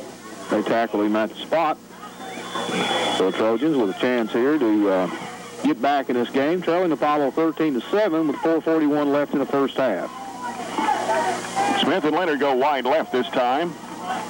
And a little different look in the backfield. Daniel Reed and Nick Miller, and it's Reed on the carry, taking it to the 30-yard line.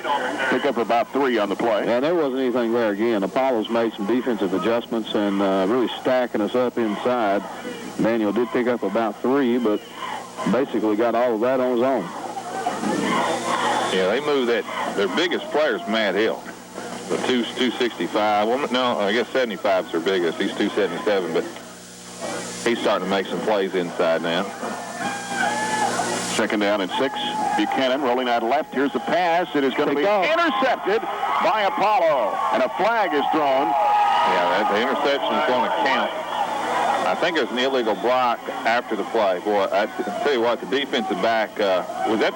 That was number 8, I believe. Higgs. Boy, Anthony Higgs. Yeah, he made a nice play. Yeah, he's one of the better players that we faced this year defensively. He didn't make a great pass interference, Barron County. Made a great break on the ball. I don't know. I thought it was an illegal block after the play. Well, he called pass interference, Barron County, so the interception will stand, and Apollo has the ball in great field position. Ooh, tough break right there.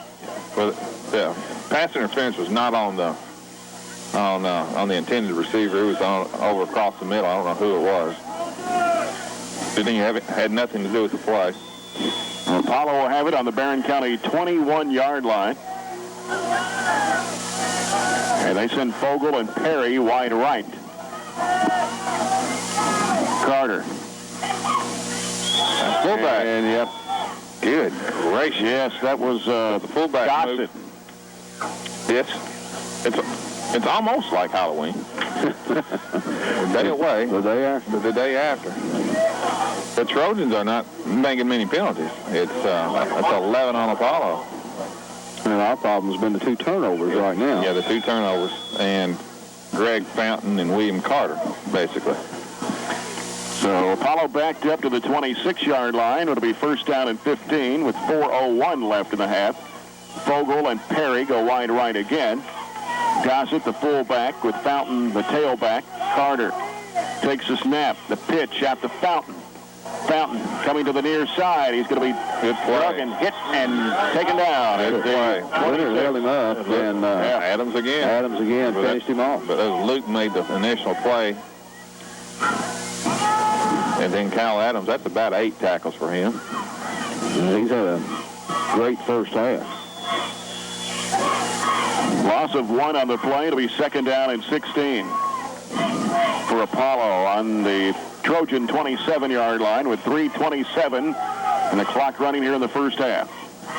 Taking a long time in the huddle. Yeah, they run the clock down pretty good. Wideouts are going to be split this time. Here's Carter. Bootleg. Yep. He's looking. He's running. Oh, what a hit at a 15-yard line. That's Daniel Reed. Wow. He hammered him. Smith came up and tried to make the tackle. Carter evaded him, and then Daniel Reed came up and bam. Still a gain of 9, but a big hit by Daniel Reed. I tell you what, when you're running at a 4.3 speed and then you get side-whacked like Daniel Reed, you'll go flying. Now, trust me, I used to run that fast.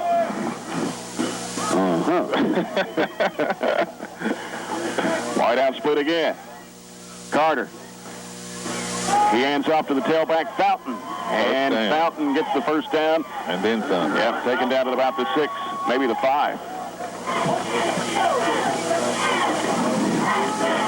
Apollo threatening to score again here, already on top, 13-7 with 2:23 left in the first half. We need a turnover. We need a turnover.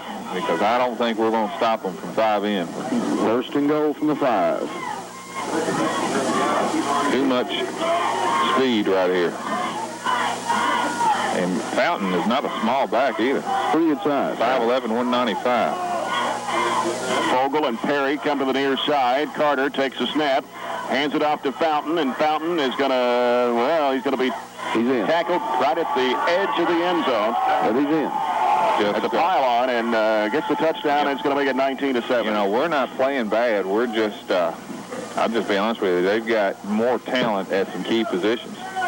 Well, the 2 turnovers are the game changers right now.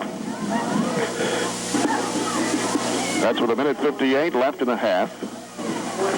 Fountain's second touchdown.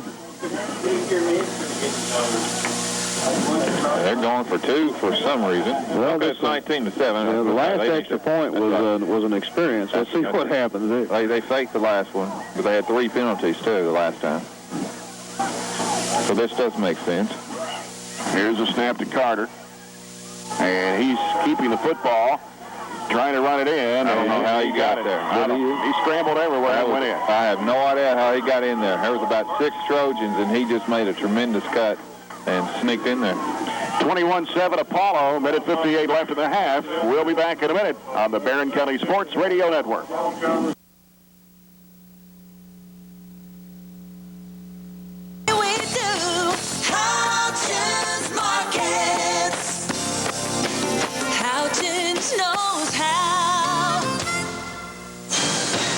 Leonard on the kickoff return is going to run it all the way for the touchdown from the 28-yard line. He's gone. Goes untouched. And Rick Leonard on the kickoff from Justin Clatterbuck. About 70 yards. Wow. And 75, I believe. That was off a squib kick. Yeah. And what happened, all 11 Apollo people converged probably within 5 yards of Luke, and Luke squeaked right through them and went untouched. Once he got by the original group of 11, he was gone. Yeah, they broke down. That's bad coverage, because generally you always keep one person or maybe 2 people back just in case that could happen, and the kicker even was in that bunch. Yeah, they had a major breakdown that time, but Leonard did a good job in running it in. Luke has had a fantastic year. He really has. Here's a snap to Smith, and the kick by Jones is going to be good, and it's 21-14. Barron County back within a touchdown. We got a shootout going. 1:48 left in the half. We'll be back after this 1-minute timeout. This is Trojan football on the Barron County Sports Radio Network. Hello, my name is Casey Chambers. CC's Button-Up program. This has been a message from Farmers Rural Electric Cooperative, a Touchstone Energy cooperative.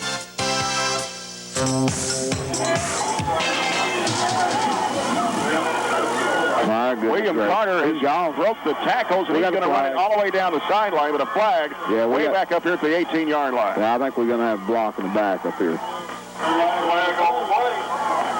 The ball was fielded by one of the other deep backs, and he lateraled the ball back to it was Fountain over to Carter. Yes, that's going to come back. 21-14 Apollo, 1:29 left in the first half. We had him hemmed in over the sideline, and I was wondering how in the world he got out of there. I guess that's out. But he got outside, and when he gets outside, he's gone. I enjoyed watching him run. I'd enjoy it more if he was wearing burgundy, but that kid's got some speed. Well, the Trojans have come back within a touchdown on Luke Leonard's 70-yard kickoff. That will bring the ball back instead of a touchdown. That's going to bring the ball back to about it looks like it's right inside the 10. 21-14, Trojans trailing Apollo with 1:29 left here in the first half.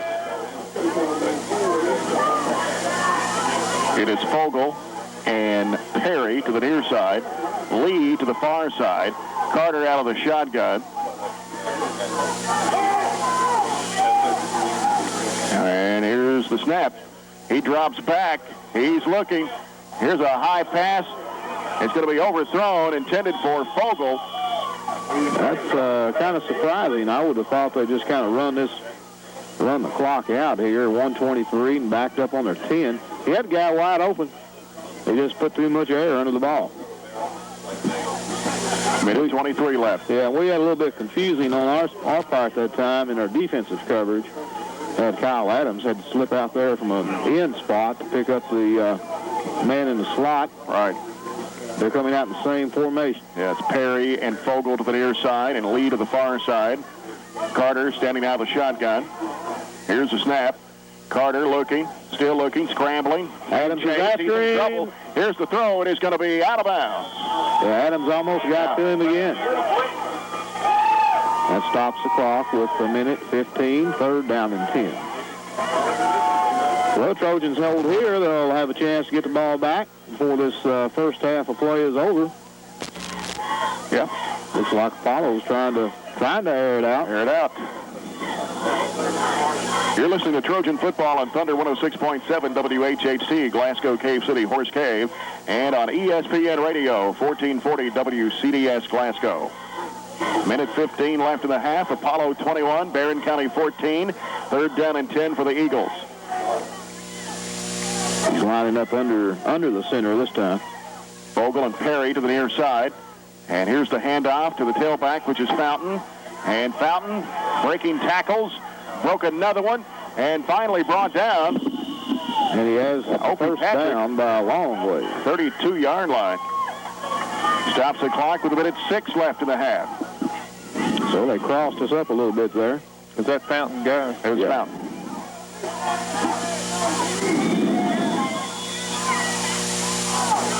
Carter out of the shotgun again. He looks. Here's the pass. It is going to be there to Perry at the 42. Knocked out of bounds by Luke Leonard. They'll spot it at about the 45.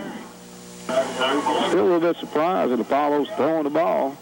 Here up by 7. Inside 1 minute left in the first half. But they think they can score. They have 2 timeouts left.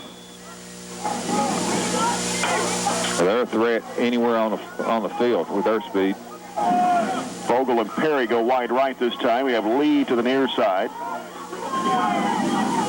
Beside Carter is Fountain, and he hands it off to Fountain. Breaks tackles, runs it down to the 40, pushes it down to the 35, and down to the 32-yard line. Another first down for Apollo. It stops the clock at 47.1 seconds left. Gain of 23. Apollo coming up to the ball again. No huddle offense. Fountain is now over 100 yards. Fountain 5'11", 195, and a junior. Here's a snap of the shotgun to Carter. He's looking. Here's a pass, and it's going to be there. Wide open, Perry. And Perry going to be upended at about the 12 or the 13. That's just a nice throw. He put so much pressure on you because you got to defend his run, and at the last second he made the throw. Gain of 17, looks like, maybe 18. Stops the clock at 36 and a half to move the chains. Under the 13-yard line, Carter out of the shotgun once again. Here's the snap. Carter looking, still looking. Now he's going to throw it over the middle, and it's going to be almost intercepted by Kellen Smith, right in the end zone. Very well. We had several shots at that interception. That was a poor throw. He threw it across his body into about 3 or 4 people. So it'll be second down and 10 with 26.7 seconds left. I thought he was going to run at that time. Running was probably been the better option that time for Carter. I'd like for him to throw another one like that. Perry goes to the right side with Vogel to the near side, and Carter out of shotgun again with Fountain beside him. How about a penalty? Yep, there it is. Well, we haven't had one in a while. We were due. That is Apollo's 12th penalty. 12th penalty of the half.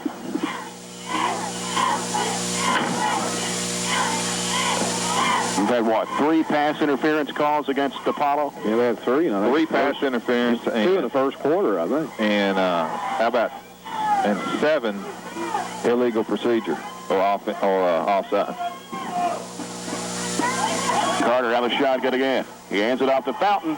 Fountain finds a hole and gets down inside the 10, down about the 9. Timeout Apollo. And 21 seconds left in the half. Timeout for the Eagles. It's 21-14 Apollo. And we'll be back in a minute on the Barron County Sports Radio Network.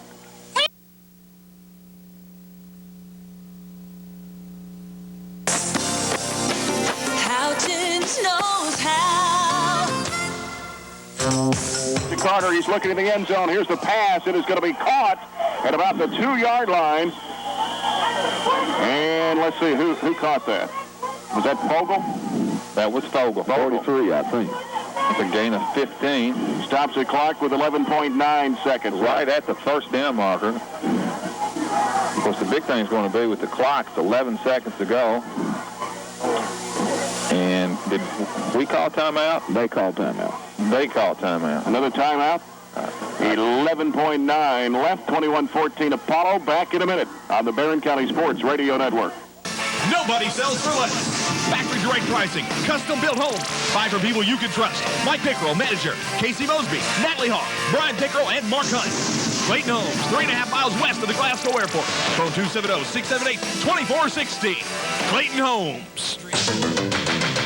Well, during the break, Fountain runs it in for the touchdown, and it makes it 27-14. Apollo with 6.5 seconds to play. Great second effort because Daniel Reed just made a huge hit on Greg Fountain and just could not wrap him up, and he just made a little 360 spin into the end zone.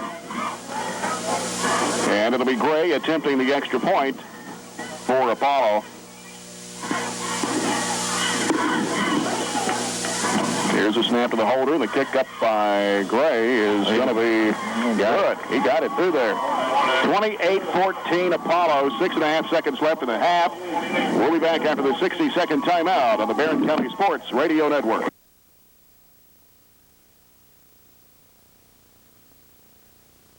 It is 28-14. Apollo leading Barron County here on senior night, the last game of the season for the Barron County Trojans. Take a look at the scoring summary. This is the Pizza Hut halftime report.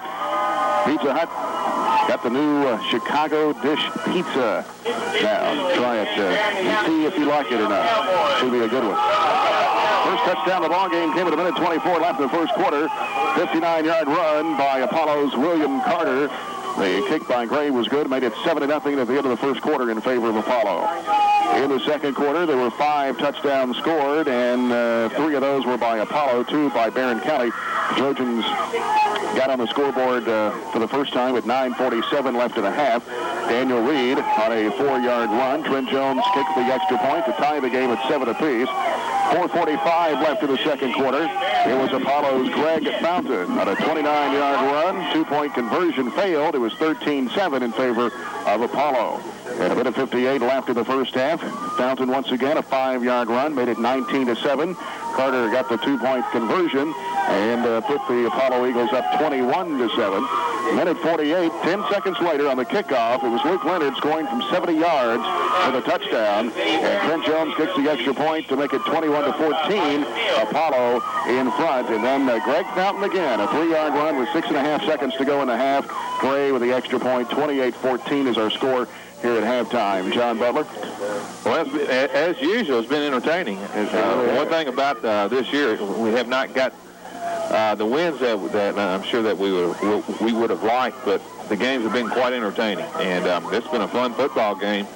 But it's just 2 players are just killing us from Apollo. I mean, Fountain and Carter, and I'm impressed with this Fountain.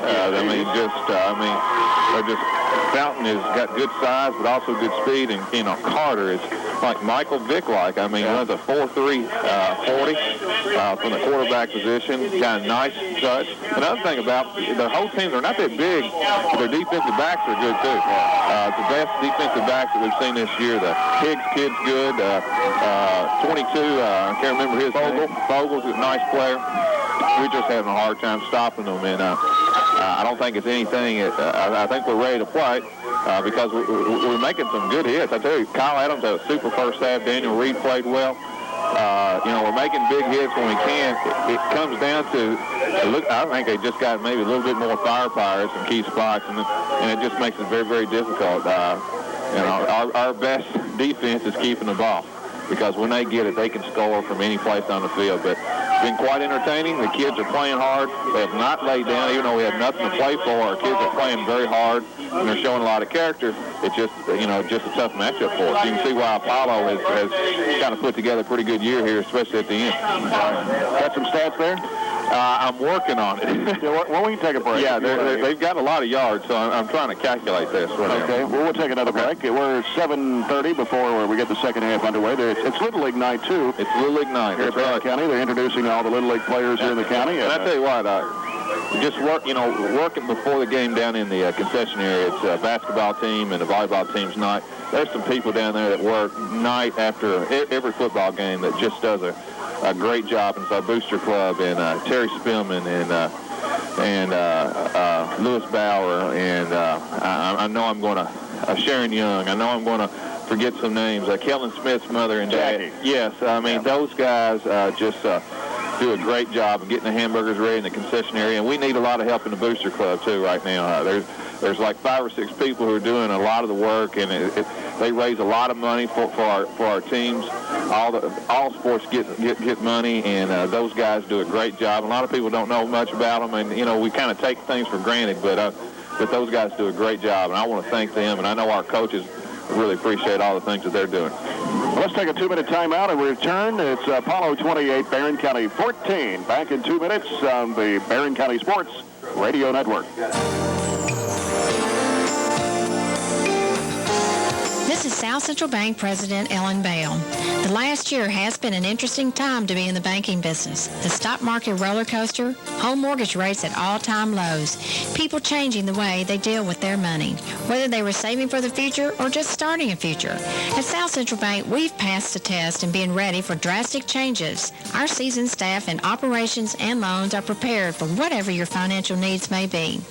At South Central Bank, we strive to provide the best service and convenience for our customers. Our latest ATM locations at WKU and TJ Sampson Hospital further demonstrate that we're moving to where you are. If you want to be sure your bank is ready to help you through whatever is next, be sure your bank is South Central Bank.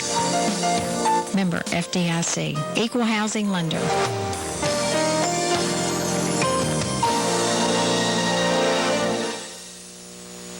Chance knows how. We know you and we know what you like. How Chance knows how. We know how to do groceries right. How Chance knows how. It takes fresh ideas and the right attitude to bring you the best the way we do. How Chance markets. How Chance knows how. Preservation. That's the business they're in at Glass Paving. For your home, they can preserve the appearance and class of your property that you've worked so hard for. For business owners, Glass Paving knows that your parking lots and streets are the pathways to profits, and they'll keep them well preserved for the image your business deserves. For a free estimate, call Glass Paving today at 651-3897 or 651-6645. Serving you on 31E North in Glasgow. Paving the way to the future. Glass Paving. Back at Trojan Field, it is 28-14. Apollo leading Barron County here at the break. Of course, the Trojans will be in a new district next year. We'll talk about that in a moment. But first, let's take over some stats right now. And John? Okay. Well, rushing for Apollo, 26 carries for 245 yards for Apollo. I'll have Greg Fountain's individual stats right here in a second. William Carter was 4 out of 8 in the air for 75 yards. Most of those on that last drive. First half guys, 320 yards for Apollo. That's a lot of yards. 10 first downs. And the bad part, I'm sure, for Apollo is the penalties. 12 penalties, 74 yards. So, and no turnovers. Well, they haven't had a lot of problem overcoming those penalties. Well, they had 300 yards in offense in the first half. That's all I got, Jackie. Okay. Oh, I thought you had something else. No, that's all I got. I think he's still figuring up Fountains. Yeah, it may take me a while. He's carried about 1,000 times. Well, the Trojans haven't had that much success offensively so far tonight. Scott Buchanan had 4 carries for minus 14 yards. Nick Miller had 5 carries for a net 17. Daniel Reed had 5 carries for 14. Mitchell had 1 carry for 6. And Luke Leonard had 1 carry for minus 4. 16 rushing attempts for the Trojans. 19 net yards rushing. Receiving, Kellen Smith had 1 catch for 12 yards. Luke Leonard 1 catch for 48. Mitchell had 1 catch for 6. And Miller had 1 catch for 0 yards. 4 receptions, 66 yards in receiving. In the passing department, Scott Buchanan was 3 for 8. with 2 interceptions and 66 yards. Kellen Smith was 1 for 1 for 0 yards. The Trojans had 8 first downs here in the first half of play. They were penalized twice for 10 yards. The big play of the first half was a 75-yard kickoff return for a touchdown by Luke Leonard, and the other TD came on a 4-yard run by Daniel Reed. Well, let's see. Greg Fountain, 16 carries, 139 yards, and 3 touchdowns. Pretty good half. And William Carter, the quarterback, 8 carries, 105 yards, and a touchdown. Well, the Trojans had 85 total yards in offense in the first half compared to 320. 320, and that's kind of the story of the game. 28-14, Apollo ahead here at halftime. It's been another one of those games where we've been right on the edge and just haven't been able to close the deal. We were knocking on the door and turned away on our first drive of the game. Had it 1st and goal from the 5, I remember, and couldn't knock it in. And then we had 2 interceptions that resulted in touchdowns for Apollo. The game's been entertaining, I'll say that. Hey, let's wish the cross-country team a lot of luck tomorrow. They're in their regional tournament. Okay. Coach Mesker and the guys, a very, very, very young team, probably the youngest team he's ever had. And Coach Reed and the girls, and the girls have a real shot at, they're the defending regional champion, and they got a big shot at winning the region. Amanda Adams, the only senior. We've been calling Kyle's name out a lot, and she has a shot at probably being the top 4 or 5 in the region. It's a very difficult region. They run them all over in, I think, Wayne County, Pulaski County, and we wish them all the luck in the world. Well, let's see. How's basketball practice going?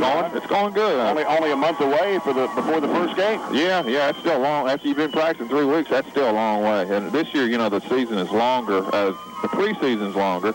It's just the quirk of the calendar. It's almost 7.5 weeks, so we are trying to take our time a little bit, but they're working hard and playing pretty well at times. At times we don't, but, I've been pleased. That's all I'm going to say right now. I'm pleased. As long as you're pleased, that's all that matters, right? That's all that matters. They're working hard, but they're supposed to work hard. And you'll have a couple of scrimmages coming up pretty soon. Yeah, we scrimmage 2 weeks from Saturday against Pulaski County, and then we have another one at Adair County, and then Thanksgiving, and then we'll open up on the 3rd, I guess, with Central Hardin. Central Hardin on a Tuesday night. On the road. On the road. We've got a good schedule. Go to Lexington Catholic, and should be fun. How you like the ESPN deal, Jay? What do you think about it? Oh, well, you know my personal thing. I've been talking to Darren Steenbergen, and we're glad to have it. Yeah, I tell you what, I'm a big fan of the ESPN deal. I've been waiting. You told me it's going to be on Tuesday. I turned it on Tuesday, Wednesday, Thursday. What time did y'all officially go on? 3 o'clock this afternoon. 3 o'clock this afternoon. Yeah. Okay. Well, was waiting on a few little odds and ends. Yeah. Well, I think it's pretty neat. ESPN has hit Glasgow. That's right. That's right. 24 hours a day sports. 24 hours a day. Dan Patrick and all the guys. Tony Kornheiser and the Dan and Dib show and all that. Mike and Mike in the morning. There you go. That's going to be competition for me. I'll have to watch that. Does that mean we get a raise? I think so. ESPN is here. Oh, me. Well, let's see. Next season, we'll be in a new district. Oh, boy. And we'll be traveling west. Yeah, I'm looking forward to going to Christian County and Marshall County and Graves County. I'm the only disappointing is I guess the Moonlight is out. Probably right, unless we go to the playoffs or something. We have you'll see a lot of Moonlight next year. We have getting in past Moonlight. You're right. You may see the sun come up. That's right. But we have made a annual trip to the Moonlight year, and the last time we went was I wasn't there, because we had practice or something. I couldn't get there, but you said it was a wild adventure. Oh, yeah. I almost saw a fight at the Moonlight. That was an experience, wasn't it, Jackie? Yeah, it's kind of like going to a dinner theater, really. You got dinner and you got to see a show. Yeah.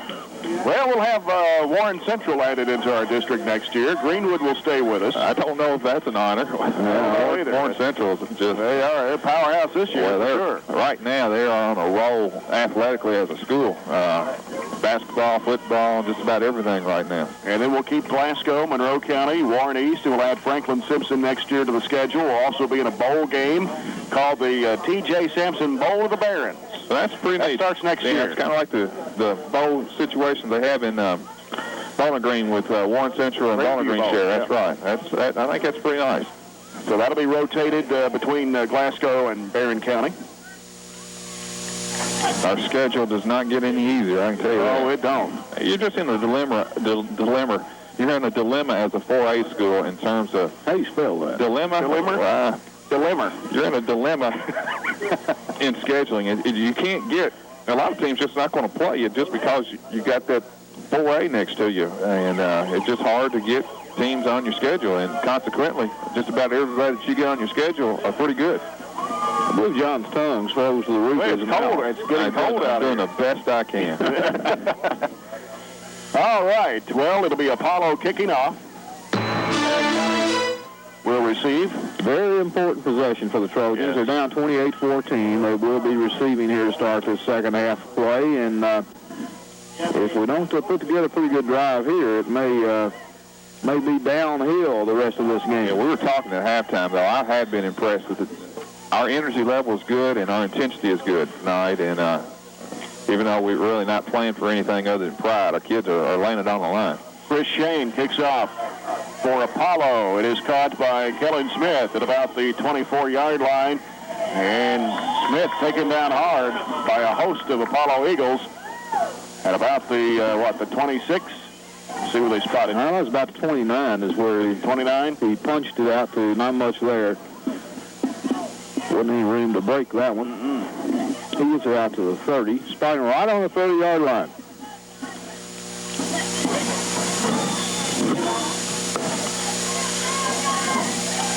Big possession for the Trojans here to start this second half play.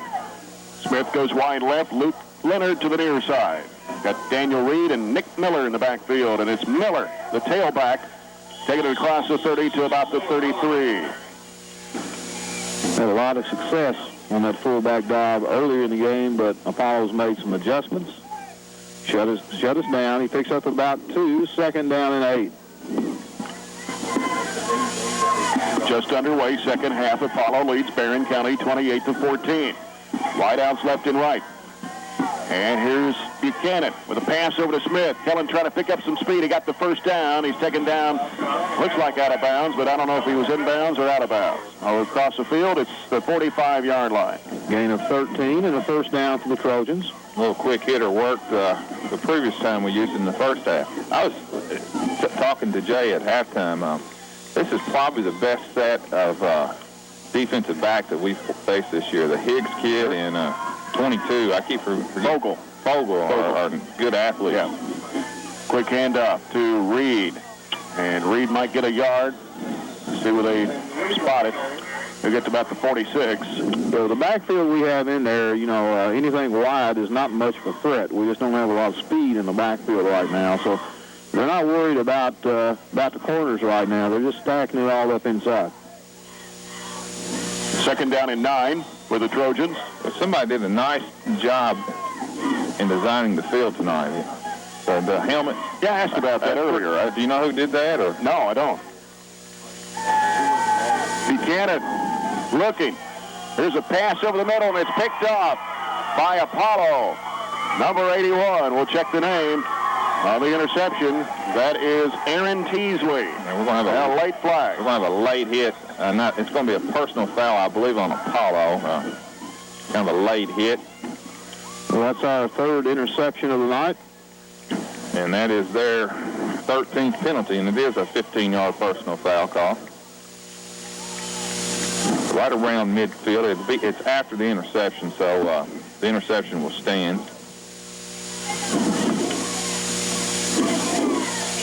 And let's see where they back up to. 50, 45, back to the 40, and on down to the 35, it should be.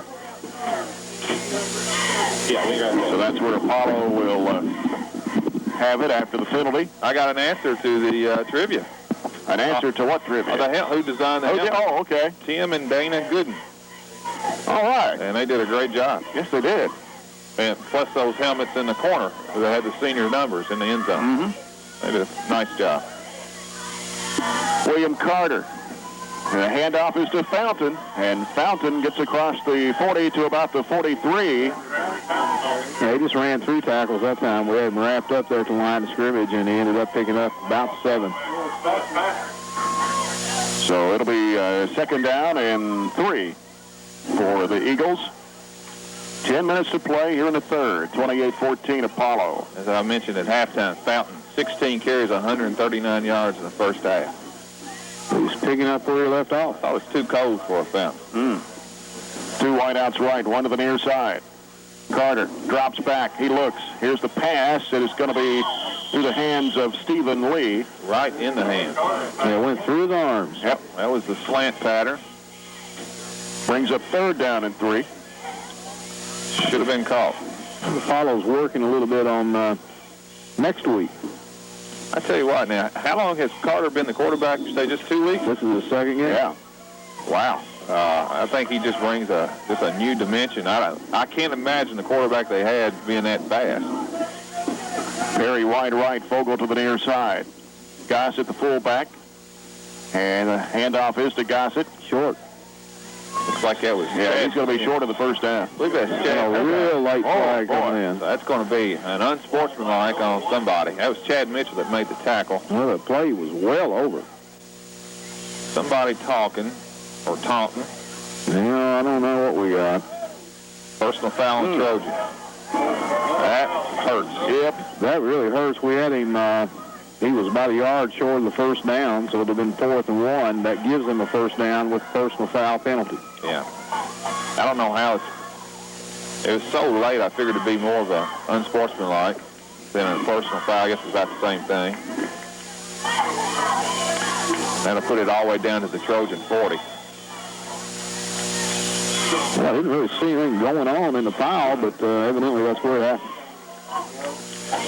So Apollo will have it on the Trojan 40. Fogle goes wide right, and it is Perry to the near side. Gossett and Fountain lined up behind Carter. And here is Carter. Cuts back inside, breaks tackles left and right, spins away, got away again. He's taking it downfield. He's gone in for the touchdown. He just dives in. They got a flag. Back up here at the 34-yard line. It's going to be a hold, and it's coming back, but super quick. That's an incredible play. Super quick. Yeah, actually, it's like an illegal use of the hands. I don't know if that was the hand to the face mask or whatever, but that nullifies maybe the best run that I've seen this year. He broke about 4 or 5 tackles, and, man, he's quick. Well, that's a second touchdown that's been called back that Carter has had. One was a kickoff return, and that one kind of a scramble from the line of scrimmage. So that'll back the Eagles up to the 44-yard line, where it'll be 1st down and 14. This time, Perry goes wide right to the near side. It is Fogle. Carter goes under center. Takes the snap. And here he is at the 50 looking. Here's a pass. It is going to be, let's see, is it caught? No, it dropped. Hit the ground before. He reminds me of the Owensboro player from last year, except the Owensboro player was the tailback. Was that Miller or Smith? Both of them. Well, I don't know how Miller's doing. The Smith is playing a whole lot in the secondary for Kentucky this year. Well, the other one is starting for Clemson in the secondary. Don't doubt that at all. Both those guys are burning. I watched them on ESPN the other night. I can say that on this air now, can't I, Jay? You sure can. Okay. ESPN. Anytime you want to. Fogle to the near side, Perry to the far side. Carter out of the shotgun. Beside him to his left is Fountain. Here's a snap, and it is Carter.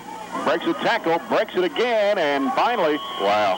He's taken down at about the 27-yard line. He's I would pay him with a jersey. I would pay to watch him play. He's just a blur. Now, what's his status? I don't know. I was getting ready to ask that. Is anybody looking at him? I mean, why wouldn't you? Well, evidently they were talking about some, before the game, I was talking to some of their people, and they were talking about some scouts. Look at timing him a legit 4-3. He's the best player I've seen this year. Not very big, 5'8", 161, but he's got the speed. Carter goes under center. Long count. And takes the handoff. He keeps it. He looks. Here's the pass. It's overthrown. Intended for Stephen Lee. He was open. And it brings up 2nd and 10. He may be tired. William Carter. I don't believe he plays defense, or he hasn't tonight. I don't recall him seeing it on the defensive side. He's been running 60-yard wind sprints the last few times. I can see why he has 21 touchdowns so far this year. Really? 2nd and 10 on the Trojan 27-yard line as Perry goes wide right. Vogel to the near side. Carter goes under center. Takes a snap. And he's running, trying to break tackles. And finally, somebody knocks him down at about the, 12 or 13. It was Luke Leonard over there, wasn't it? Yeah, the thing about our kids that's running, our kids are working hard. And somebody is shaking up for Apollo. I think it's William Carter. I believe it is Carter. Yeah. Yes, it is. Is holding his leg. Holding his ankle. I don't know what it does not look like a cramp. I would not think it's a cramp. Not tonight. Weather. A gain of 15. Well, that, hope he's not seriously injured, because that would really dampen their chances in the playoffs. 8:11 left in the third. It is 28-14 Apollo, and let's see, he's going to get up. It may be a cramp. Well, he's walking it off like it was, but Uncle Kotovic, but he's been doing a lot of running here lately. I say they'll just now pitch it to Greg Fountain while he's out of the game. Well, they bring number 5 in at the quarterback spot. That is Eric Westain. And it is to Fountain. Fountain, scrambling, goes in from 13 yards out. That is Fountain's 4th touchdown of the night. He's having a big night. You got to be close to 200 yards. Well, he had 139 and a half, and he's carried it twice in the second half. That's all. He just had 20 yards. He's at 159. He's another one that had a fairly large gainer called back. And now Gray moves in to attempt the extra point. 34-14 Apollo. Here's the snap. The kick by Gray. It is going to be no good. So with 7:56 left in the third, Apollo leads Barron County 34-14. And we'll be back after this 1-minute timeout on the Barron County Sports Radio Network. Don't delay. Call today about Farmers RECC's Button-Up program. This has been a message from Farmers Rural Electric Cooperative, a Touchstone Energy cooperative. Trying to break it wide open on the kickoff return. 27 going. And he's going to be drug and slammed down by, I believe that's Chris Shane at the 39-yard line, but a nice kickoff return by Kellen Smith. Well, Kellen might break that one. One of our almost did. Yeah, one of our strengths by far this year has been our punt and kickoff returns. We've made a lot of big plays. Not just Kellen. I mean, Luke Leonard has had 2 returns himself. 41-yard return that time by Kellen. Trojans trailing 34-14. Still 7:46 left in the third quarter. Scott Buchanan takes the snap. Here's the pass over to Smith. Smith trying to beat his man, and he's going to be taken down at the 31-yard line. That was Fogel. Brandon Fogel, nice player, 5'10", 165. I think we're going to have to do a little bit of that to get Kellen open. He's the safety's dropping back. They're coming over and doubling up on him with the corner. They're little quick hitters open. 2nd down and 5. Trojans on the Apollo 32-yard line. Smith and Leonard go left. Here's Buchanan. A handoff to Daniel Reed. And Reed gets to about the 26-yard line. Going to be short of the first down. Well, that should be the first down, shouldn't it? Did he get it? I think he got it. Okay.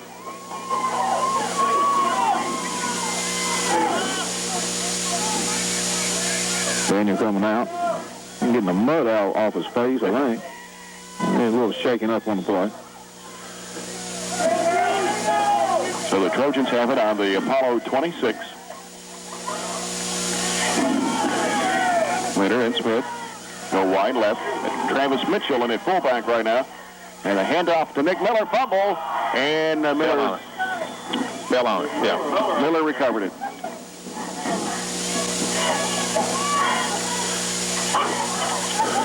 And that'll be put on the 20, about the 24. Gain of about 2, so second down and 8. Feels like the weather has dropped 10 degrees since the second quarter. 6:10 left in the third. This time Buchanan out of the shotgun. High snap, and he's going to have to get it. And let's see. He recovered it way back at the 36-yard line. So it looks like we had a little wide receiver, maybe screen or play on the left side, and the snap was over Scott's head. Fortunate to get the ball back. Third down and about 20 now. And back up to the 36-yard line. So lining up Smith in the slot this time. He comes in motion. Here's the handoff to Kellen. Kellen trying to find a hole. Good block right there, and is taken down at the 26-yard line. That is a block that time by Travis Mitchell, just pancaked, I believe, the outside linebacker, and really freed it up for Kellen Smith to break through there. The gain of 10, but now that will bring up fourth down and 10. The ball spotted on the Apollo 26. 5:04 left in the third quarter. Trojans down to Apollo, 34-14.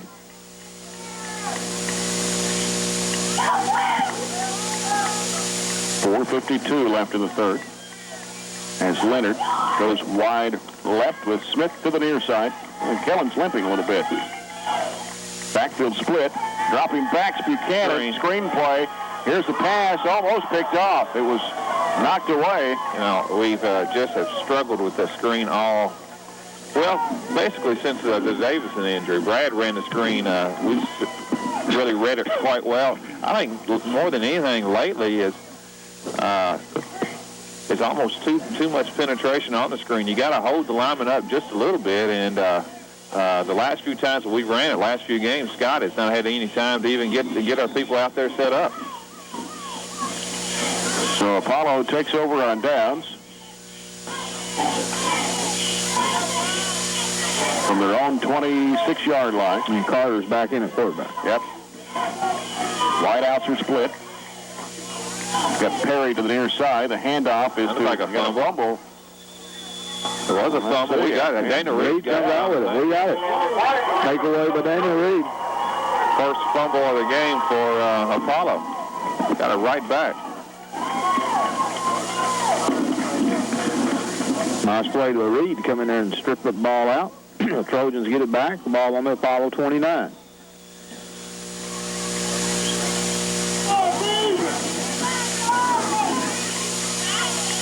And it's going to have Smith and Leonard. Split to the left. Buchanan. And a handoff to Daniel Reed. And Reed powers his way down to the 25. He'll pick up about 4 yards on the play.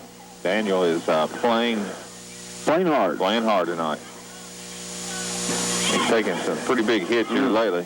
Well, he's giving some, too. Yeah, that's exactly right. Playing that linebacker spot and fullback position. There's a lot of hits in both those spots.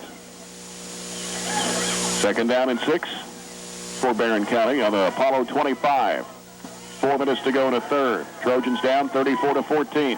Smith wide left with Leonard to the near side. Reed the fullback, Miller the tailback. Here's a pass from Buchanan to Smith. Kellen beats his man, heads downfield, and is going to be tackled at about, let's see where they marked that. Right around the 2 or 3 yard line. That play has been open the last few times.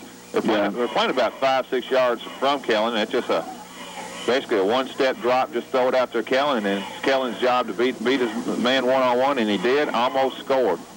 Right around the 3? About the 3. A gain of 22 and a first down.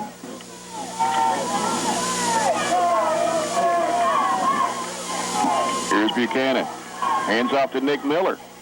And Miller just shy of the goal line.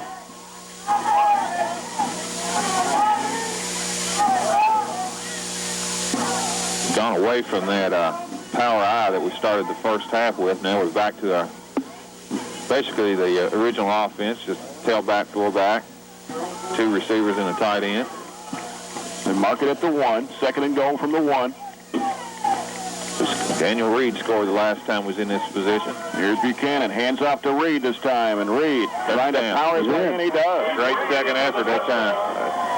Daniel stood him up at the line of scrimmage, kind of spun away from it, kept his feet moving. Touchdown. It's his 2nd of the night. That makes it 34-20. 3:01 left to go here in the 3rd. And that's what you're supposed to do. After the turnover, you make the other team pay. And we're not playing bad. Yeah, we did it. Yeah, we're playing pretty decent. We're playing pretty decent. Playing hard. Have not quit. Trent Jones will attempt the extra point. Kellen Smith will hold. Here's a snap to Smith. Here's the kick by Jones. It is up, and it is going to be no good, off to the left. So with 3:01 left to play in the 3rd quarter, it's Apollo 34, Barron County 20. We'll be back after this 1-minute timeout. Somebody down right now. I don't know what happened there. Oh, settle down there, Paint. Kellen Smith shaking up on the play. Comes to the sideline.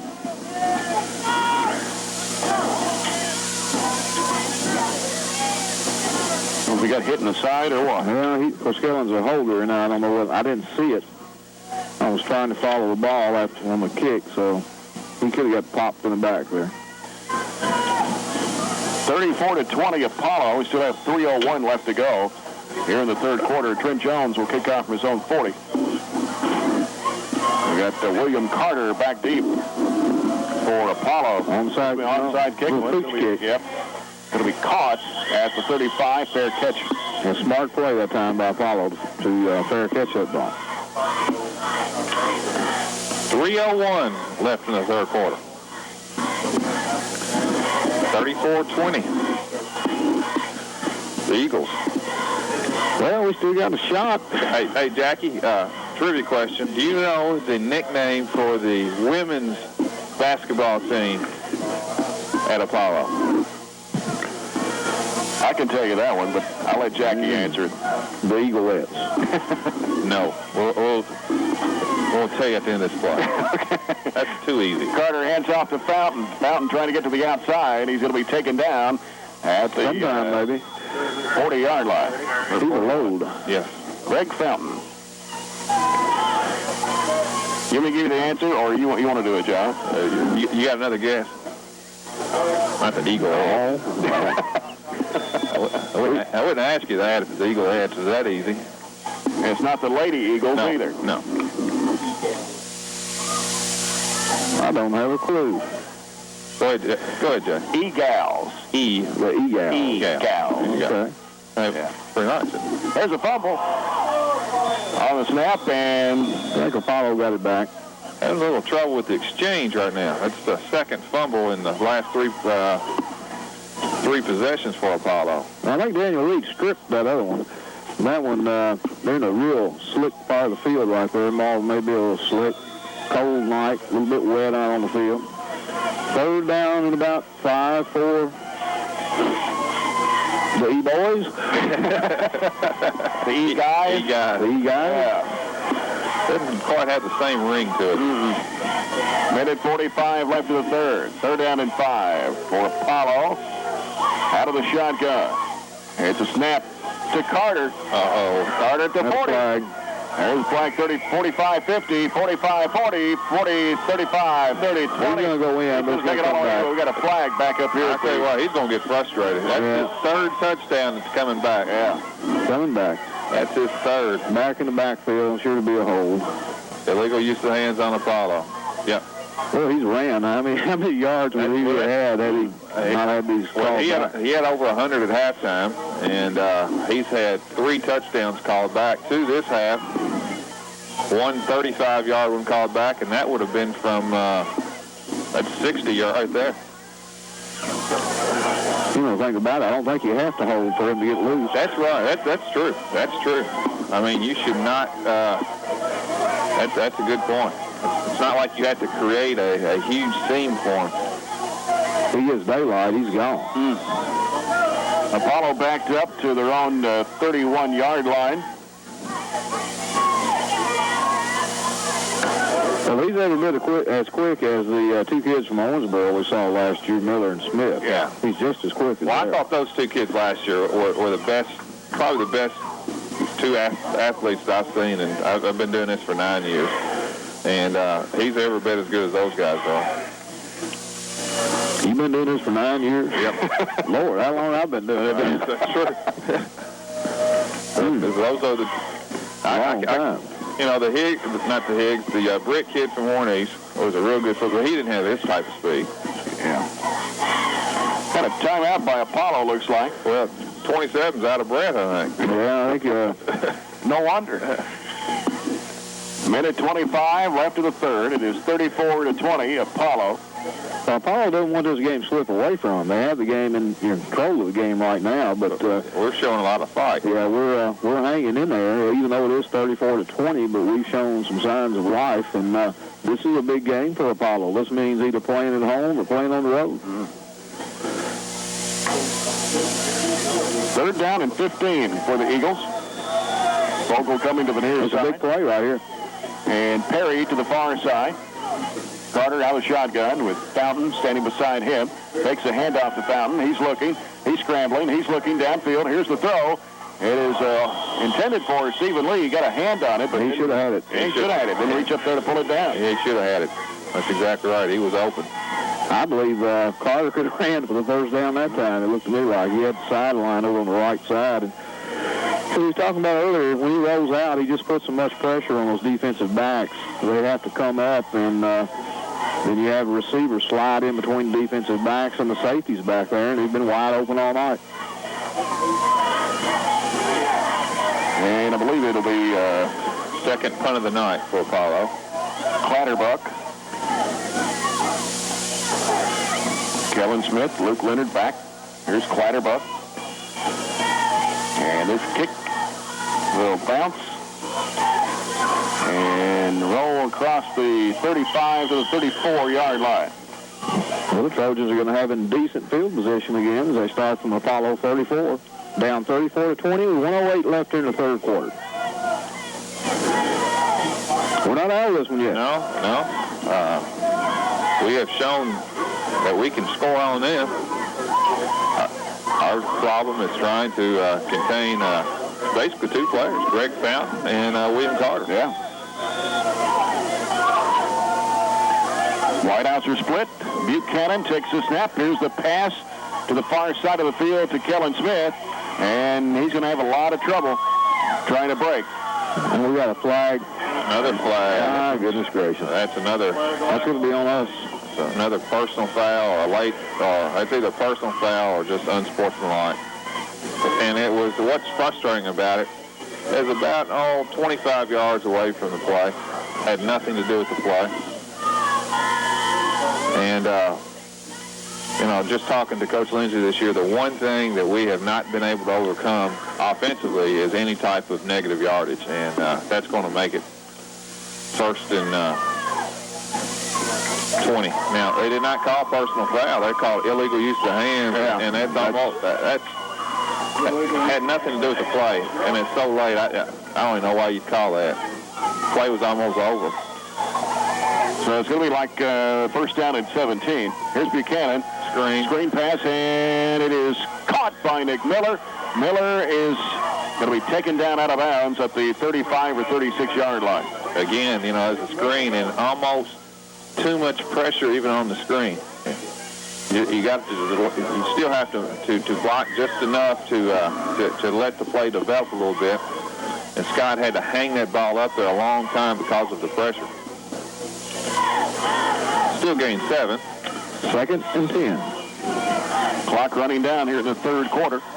This will be the last play of the quarter. Wideouts are split left and right. Buchanan drops back. Here's the pass. Dropped by Kellen Smith. Kellen was looking for a seam that time. That was a slant. He was open. Scott threw in there. Third and 10 with 10.7 seconds to play here in the third. This may be the last play of the quarter.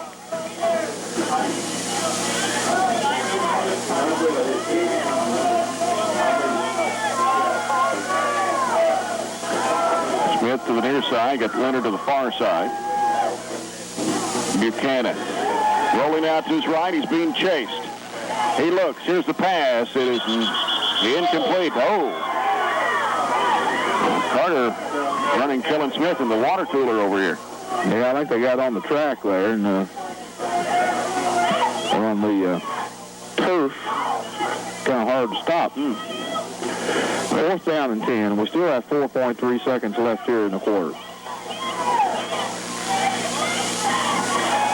The ball on Barron County's own 36-yard line.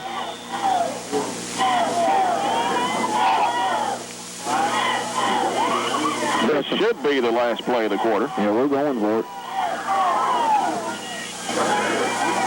Yeah, a ball's in punt coverage.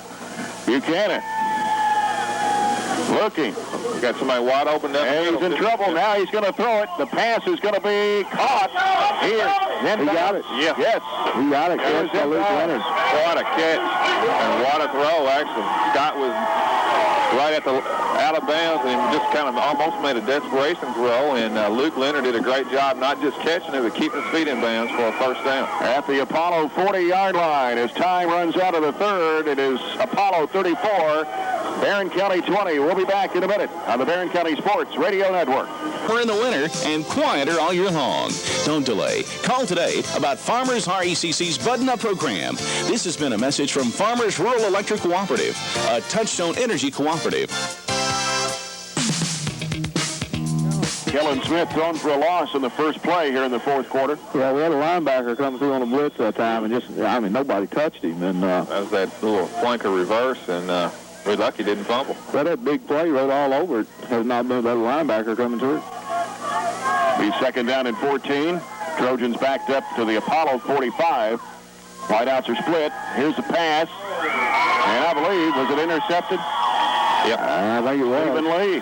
That was the slant, and the linebacker just basically read that perfectly and jumped in front of Kellen for the interception. Apollo has not had the ball. They have only run 7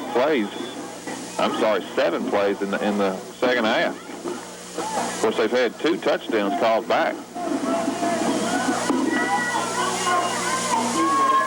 Apollo moving left to right on their own 42.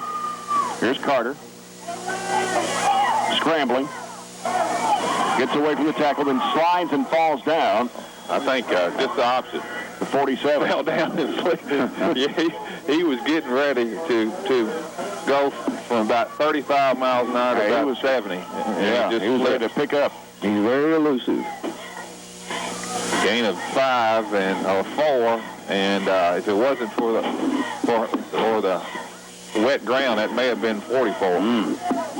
I'd hate to play tag with that guy. Boy, I tell you what. I reckon he's ever hit. I doubt it. Carter takes a snap, hands it off this time. It is to Fountain, and Fountain gets across the 50 into Trojan territory at about the 46-yard line. He gets the first down. That's their 14th first down. 10:33 left in the ball game. 34-20, Apollo. I would think that the type of team that would give them trouble would have to be a power team, wouldn't it? Yeah, they're kind of small up front. It has to be a power team but with enough speed defensively, maybe to contain these 2 guys. Pitch to Fountain. Fountain in the middle. And struggling for more yardage. Wow, he's a power runner. A slow whistle on that one. Gets to the 43. Gain of, what is that, about 6? 4, yeah. He's second and 6. Close. Had a 6 right. That's right. That's what you meant. He had 6 to go. That's right. That's what I meant. This time Perry and Fogel come to the near side. Gossett And there's a fumble on the snap. He got it back. Another mis-exchange there between the center and Carter. Happened a couple times tonight. Actually, 3. Between that and their 13 penalties, that's probably the only negative that I've seen with Apollo. They've had 3 touchdowns called back, 13 penalties, and they fumbled 3 times. Yet they're ahead 34-20. 3rd down and 6 with Fogle and Perry coming to the near side this time. Gossett and Fountain in the backfield. The handoff is to Fountain. Fountain breaking tackles, breaks to the outside, and he's going to be tripped up at about the 20. Tripped up off his. I mean, it's good also. It was his own blocker that basically tripped him up. Yeah. That's 78, big offensive lineman there hustling down the field, and he was trying to make a block, and he kind of tripped over his own lineman there. Nevertheless, that's a gain of 24. And they spotted it about the 21-yard line. 8:42 left in the game. Apollo 34, Barron County 20. Wideouts are going to be split this time, left and right. Perry to the left side and Fogle to the near side. Here's Carter. The keeper breaks through the middle. And, boy, I tell you what, he's quick. That's a quarterback sneak. Inside the 5, down about the 4. It's a gain of 17 on a quarterback sneak. Doesn't take him long to hit the hole, does it? No.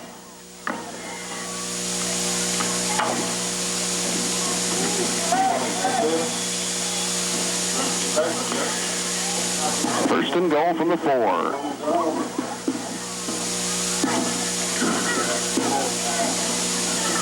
$8:10 left in the game.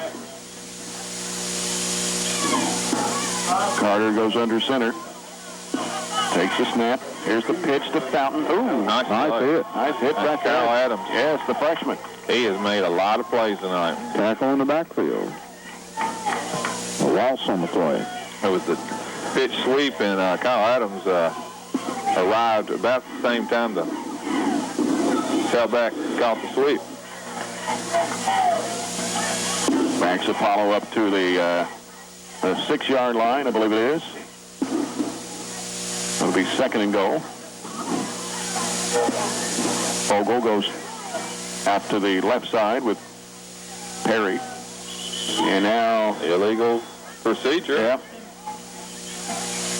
On Apollo. Well, I've never seen that many illegal procedures and not on the stuff like this and late in the season. That's exactly right. 10th game of the year. And that's just a lack of concentration. I would think so. You may make the excuse with a fairly new quarterback, maybe with cadence and stuff. That's an excuse. So that'll back Apollo up to the 11-yard line. That just gives him more room to 12. More room to maneuver. More room to scramble. 2nd and goal as Carter scrambling, looking. Here's the throw in the end zone, and it's going to be at the edge of the end zone. What a play. It was a great catch over there. Whoever made it. That was Perry. He went up in the air, and Kellen Smith made the hit and flipped him right on his back. Touchdown.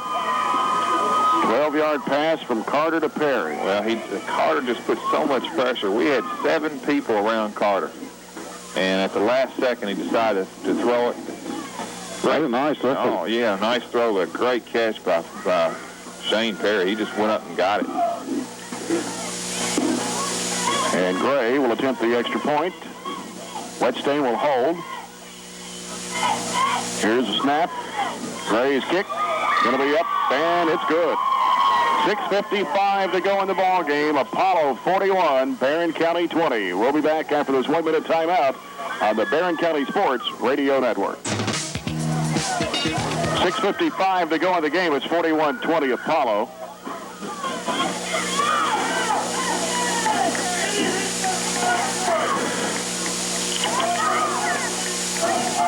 As the Eagles kick off from their own 40. This one's going to Kellen Smith at the 20-yard line and gets to about the 30. .650 left in the game. 6:50. Trojans down 41-20. The ball on their own 31. Apollo has a couple of nice players. Yes. They've got, I'm so impressed with their backfield and quarterback, but I'm also impressed with their secondary. I don't know if they have enough up front to advance very far in the playoffs, but boy, their skilled players are very talented. Buchanan, pitch to Nick Miller. And Miller gets across the 35, gets to the 36.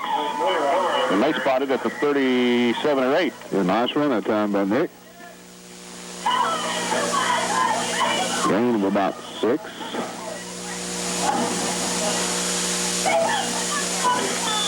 Second down and 4.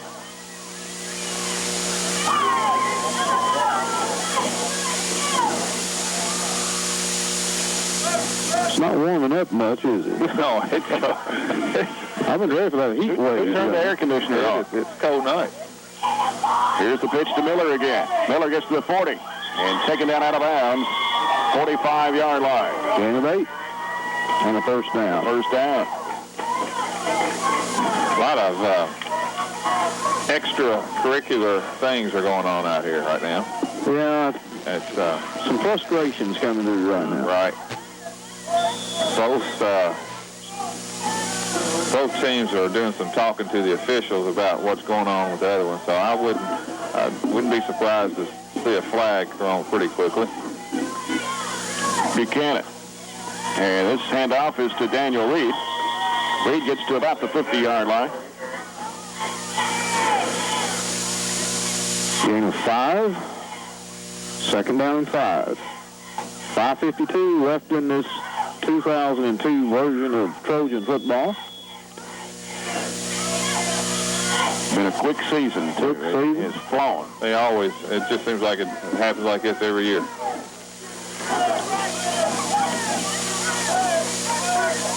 This time, we got 3 wide receivers. Miller is in there.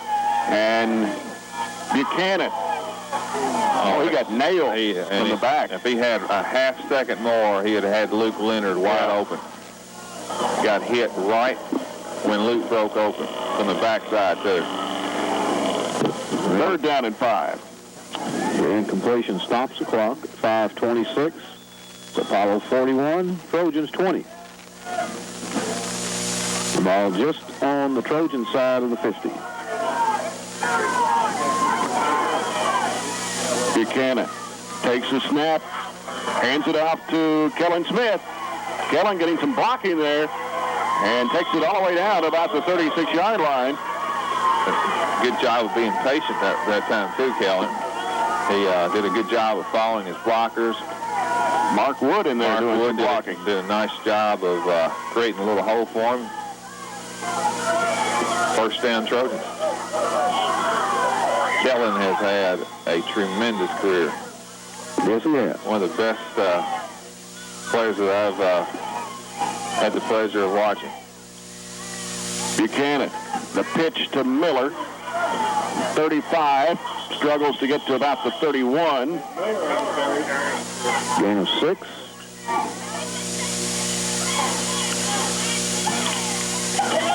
Well, there's no quit in these Trojans. No, they down 41-20. Played hard. Just outmanned tonight. Just by a few of them. Second and 4. On the Apollo 32-yard line. Buchanan. The handoff right up the middle. Daniel Reed. Reed gets to the 25. And spotted at 26. It'll be another first down.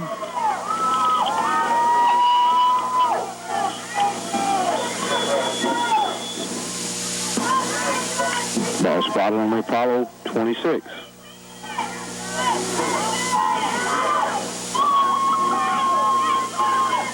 Buchanan. Hands off this time. Nick Miller, he finds a hole. And Miller runs it down to about the 16.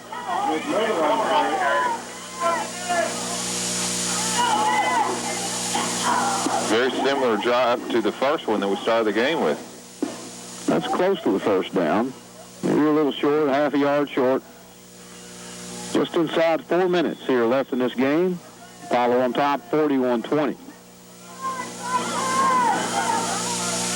Smith and Leonard, wide right. Here's Buchanan. A handoff to Daniel Reed. And Reed will go all the way down to about the 6.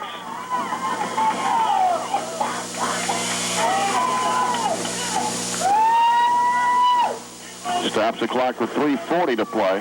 First and goal from the, what, 7? 7.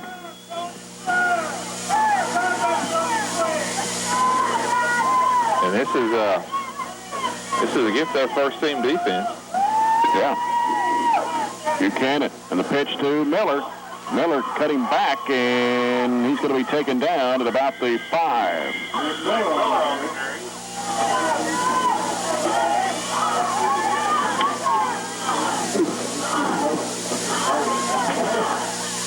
So it'll be marking on about the 4. This has been all Nick Miller and Daniel Reed this drive.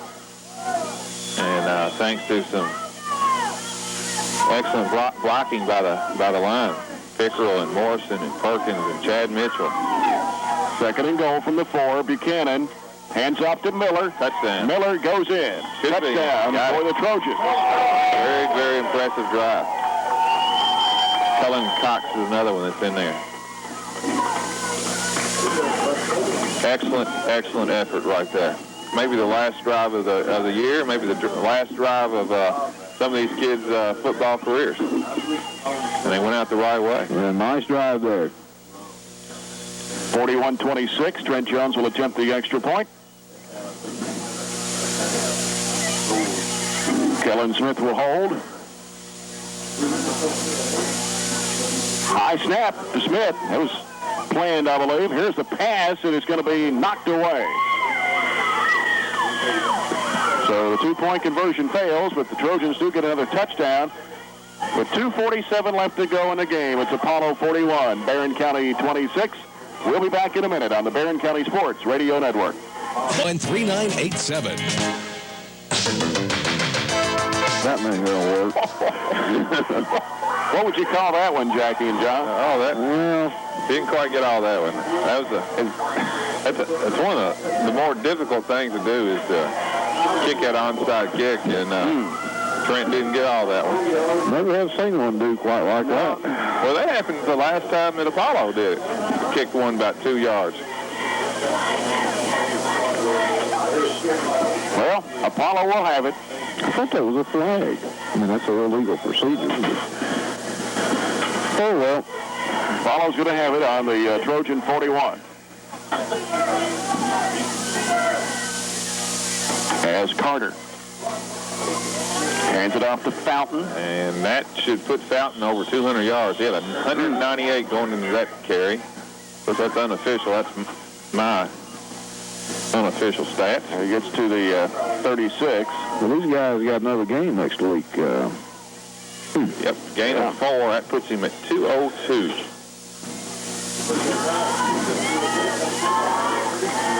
Second down and 6 for Apollo with 2:17 to go in the game. Yeah. A little surprised that their best backs are in. Just takes one shot in this game and you're done.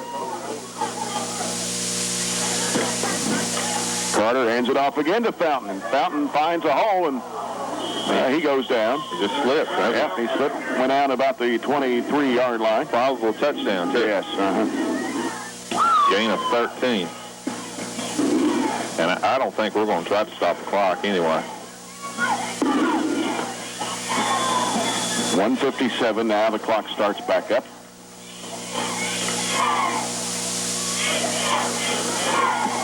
Now, they've still got all their starters in there. Yeah, that's a little bit risky. Yeah.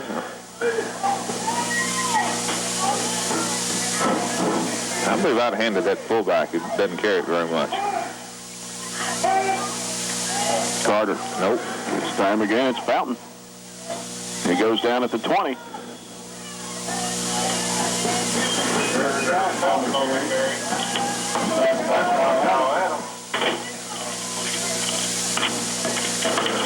Gain Gain of 3. 2nd and 7.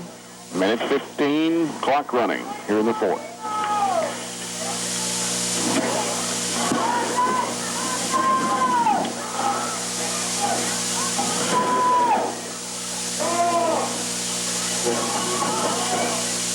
Now we've got offsides. That's fitting. Somebody, that's on a follow. It's an offensive guard for a follow.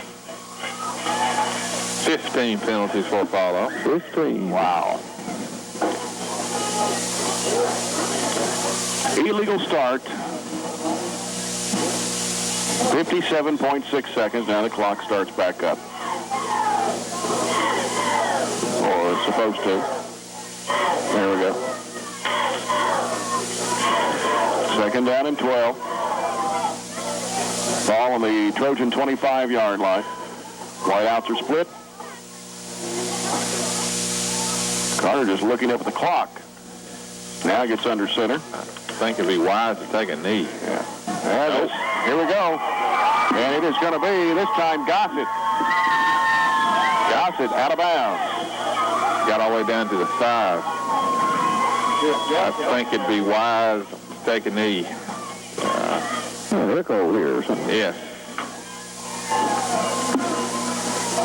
We're not trying to call timeout. 41-26. To take a knee, the game's over. Ball just inside the 5-yard line.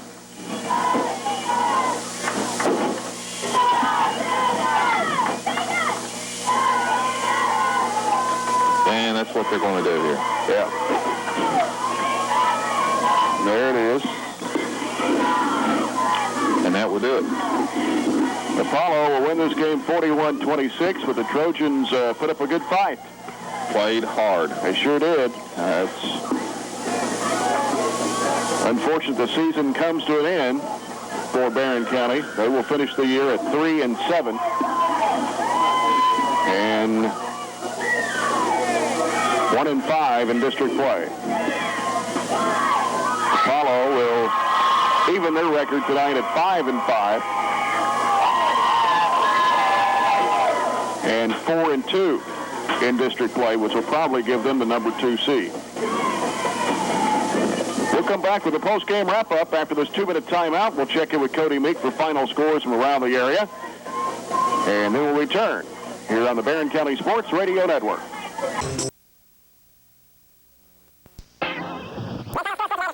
Apollo beat Barron County 41-26. Monroe County, they went over Glasgow tonight, 29-14. Owensboro Catholic, they went over Hart County, 42-14. Grayson County went over Greenwood tonight, 28-7. And Warren Central, rather, are ahead right now. Still late in the fourth quarter over Franklin Simpson, 56-31. As well as Taylor County, they are beating Adair County right now in the fourth quarter, 32-14. We now return to Jay Turner on the Barron County Sports Radio Network. Thanks, Cody. Appreciate it. Have you injured yourself playing a sport or exercising? Sports medicine experts at TJ Regional Health are trained to get you back on the road to recovery, whether you're dealing with sprains, fractures, knee and shoulder injuries, or other common injuries. Our goal is to prevent illness and injury in active individuals of all ages and help prevent future problems to maximize your performance. Find out more at tjregionalhealth.org/rehab. Patients first. Team always. TJ Rehabilitation Services.